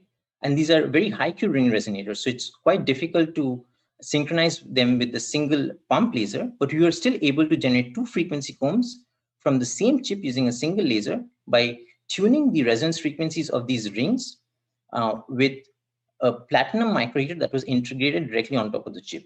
And here is the frequency comb spectrum. It turns out that these are pretty broad frequency combs spanning around 400 nanometers. And if we now perform dual comb spectroscopy of dichloromethane using this, we can acquire the spectrum shown by these dots here over a total time of 20 microseconds, whereas the reference spectrum obtained using a supercontinuum laser takes about tens of seconds. So this is 3 to 4 orders of magnitude improvement. The last part of my research that I want to talk about is we can use the same silicon nitride ring resonators pumped with much lower powers for quantum light generation. So we are now looking at a situation where we are not generating a comb of frequencies, but just two frequencies, which are signal and idler modes that are quantum correlated or entangled. And the difference between these modes is now squeezed in the amplitude below the standard quantum limit. So it finds use in quantum enhanced sensing or quantum information processing. And what we showed was around 5 dB of non-classical squeeze light generated on chip. And since this is a very small ring resonator, we can also get squeezing over very broad bandwidth spanning a gigahertz or more, which is not so easy in off-chip platforms. What I would like to do in the future is to go to the top part of this 2D plot, where by having very strong nonlinearities interacting with time varying or time modulated structures, we can perform quantum computing and quantum simulation in very high dimensional synthetic space. I'd also like to move eventually into a new axis of non-Hermitian physics. And I'd like to sum up by mentioning some of my collaborative work. One of them was using a nonlinear silicon ring resonator to perform non-reciprocal time of flight LiDAR. And this was in collaboration with the groups led by Andrea Alu and Elena Vukovic. And this work was led by postdocs in the group Kiol and Mikel. And on the other hand, we're also collaborating with Professor Alireza Morandi at Caltech to look at not synthetic frequency dimensions, but synthetic time dimensions for topological diffusive systems in experiments or quantum computation in theory. And I guess I'll just mention, coming back to the point of scalability, we can now actually come up with a proposal where we can perform matrix vector multiplications in synthetic space, where we don't need order of n squared control signals as we need in Mach-Zehnder meshes for performing linear transformations, but we just need order of n control signals and in a fully reconfigurable fashion. So we can get target fidelities with respect to a 5x5 matrix that I'm showing here, using a single ring, which is still above 90% fidelity, and using 4 rings, with still just 4 modulation signals, we can get almost 100% fidelity of reproducing this target matrix. With that, I'd like to acknowledge all of my collaborators and both groups of my PhD as well as my postdoc, and thank our funding agencies and take any questions. Thank you very much, Avik. We are now open for questions. Yeah, I have a question. Yes, please. Well, Dr. Dutt, very nice talk and a beautiful work. And when you're talking about modulating your ring resonators and what is the mechanism which you're using to modulate these things, and how fast you can modulate this? Right. So the mechanism we are using is the Pockels effect in a lithium niobate modulator. Now we know that lithium niobate modulators are can be integrated on chip and can go up to tens of gigahertz in nanophotonic thin film lithium niobate, but we were using commercially available fiber pigtailed lithium niobate modulators, which can go up to a few gigahertz. Okay, thank you. Yes, Professor Ozkan. Very nice presentation. So regarding the last bit of work that you showed on arbitrary linear transformations that you mentioned with order of n. So is this a universal linear transformation engine, or is it an approximate one? And if it's an approximate one, how do you ensure convergence? What is the proximity power? So this is universal, as in if we use a number of frequencies in each modulation and a certain number of rings that exceeds the number of the product of those, say n number of rings times number of frequencies, if it exceeds the number of independent elements you have in the matrix, you can approximate it to an arbitrary precision. So it is not an approximate. I believe this is as precise as you can desire to get. Yeah. But how do you then go to order of n if it's a universal? Yeah. I mean, I understand the approximation with So, you know, with order of n, but if it's a universal with order of the important part, I guess, which I missed is the order of n is the number of control signals in, say, n rings, but each modulation signal can have n tones. So I see. Each Okay, so you have still n square independent control elements. We have n square parameters, but we need n signals to generate those parameters, let's say. And that is possible using just a time domain signal that you apply to each modulator at the same time.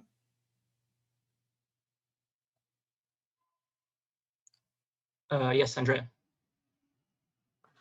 Thank you, Avik. I enjoyed your presentation. Great work. I have a question on the first part. So, I mean, it's a very nice analogy to kind of more conventional topological photonic systems. But of course, you are defining the Venn diagram in a new way. I mean, basically relative to your synthetic dimensions. Right. What do you envision as the potential application or breakthrough that this can lead to in photonics? Do you have any vision of where this can go? Yes. So I believe in the shorter and longer term, it would be important to, so what I showed in the first part of my talk was completely linear, at least in the picture, there are no interactions, but in introducing classical nonlinearities as well as quantum nonlinearities, I believe would be important. So one application would be, for example, to realize photon blockade or strongly interacting phases, such as fractional quantum Hall phases, in photonics using these synthetic dimensions, because they have proven to be very hard in real space. And that is one goal towards possibly realizing topological photonic quantum computation. But that's, I believe, a much longer term goal, maybe 5 to 10 years. In the nearer term, I believe there are applications in how we can engineer soliton properties using classical nonlinearities by engineering the band structure in synthetic space. And another possibility is how we can create mode-locked lasers that are very high power and still very robust, because these synthetic frequency dimension, the moment you couple a lot of these modes, you're immediately getting something like mode-locked pulses. So topological mode-locked lasers in synthetic dimensions is another near-term application I can think of.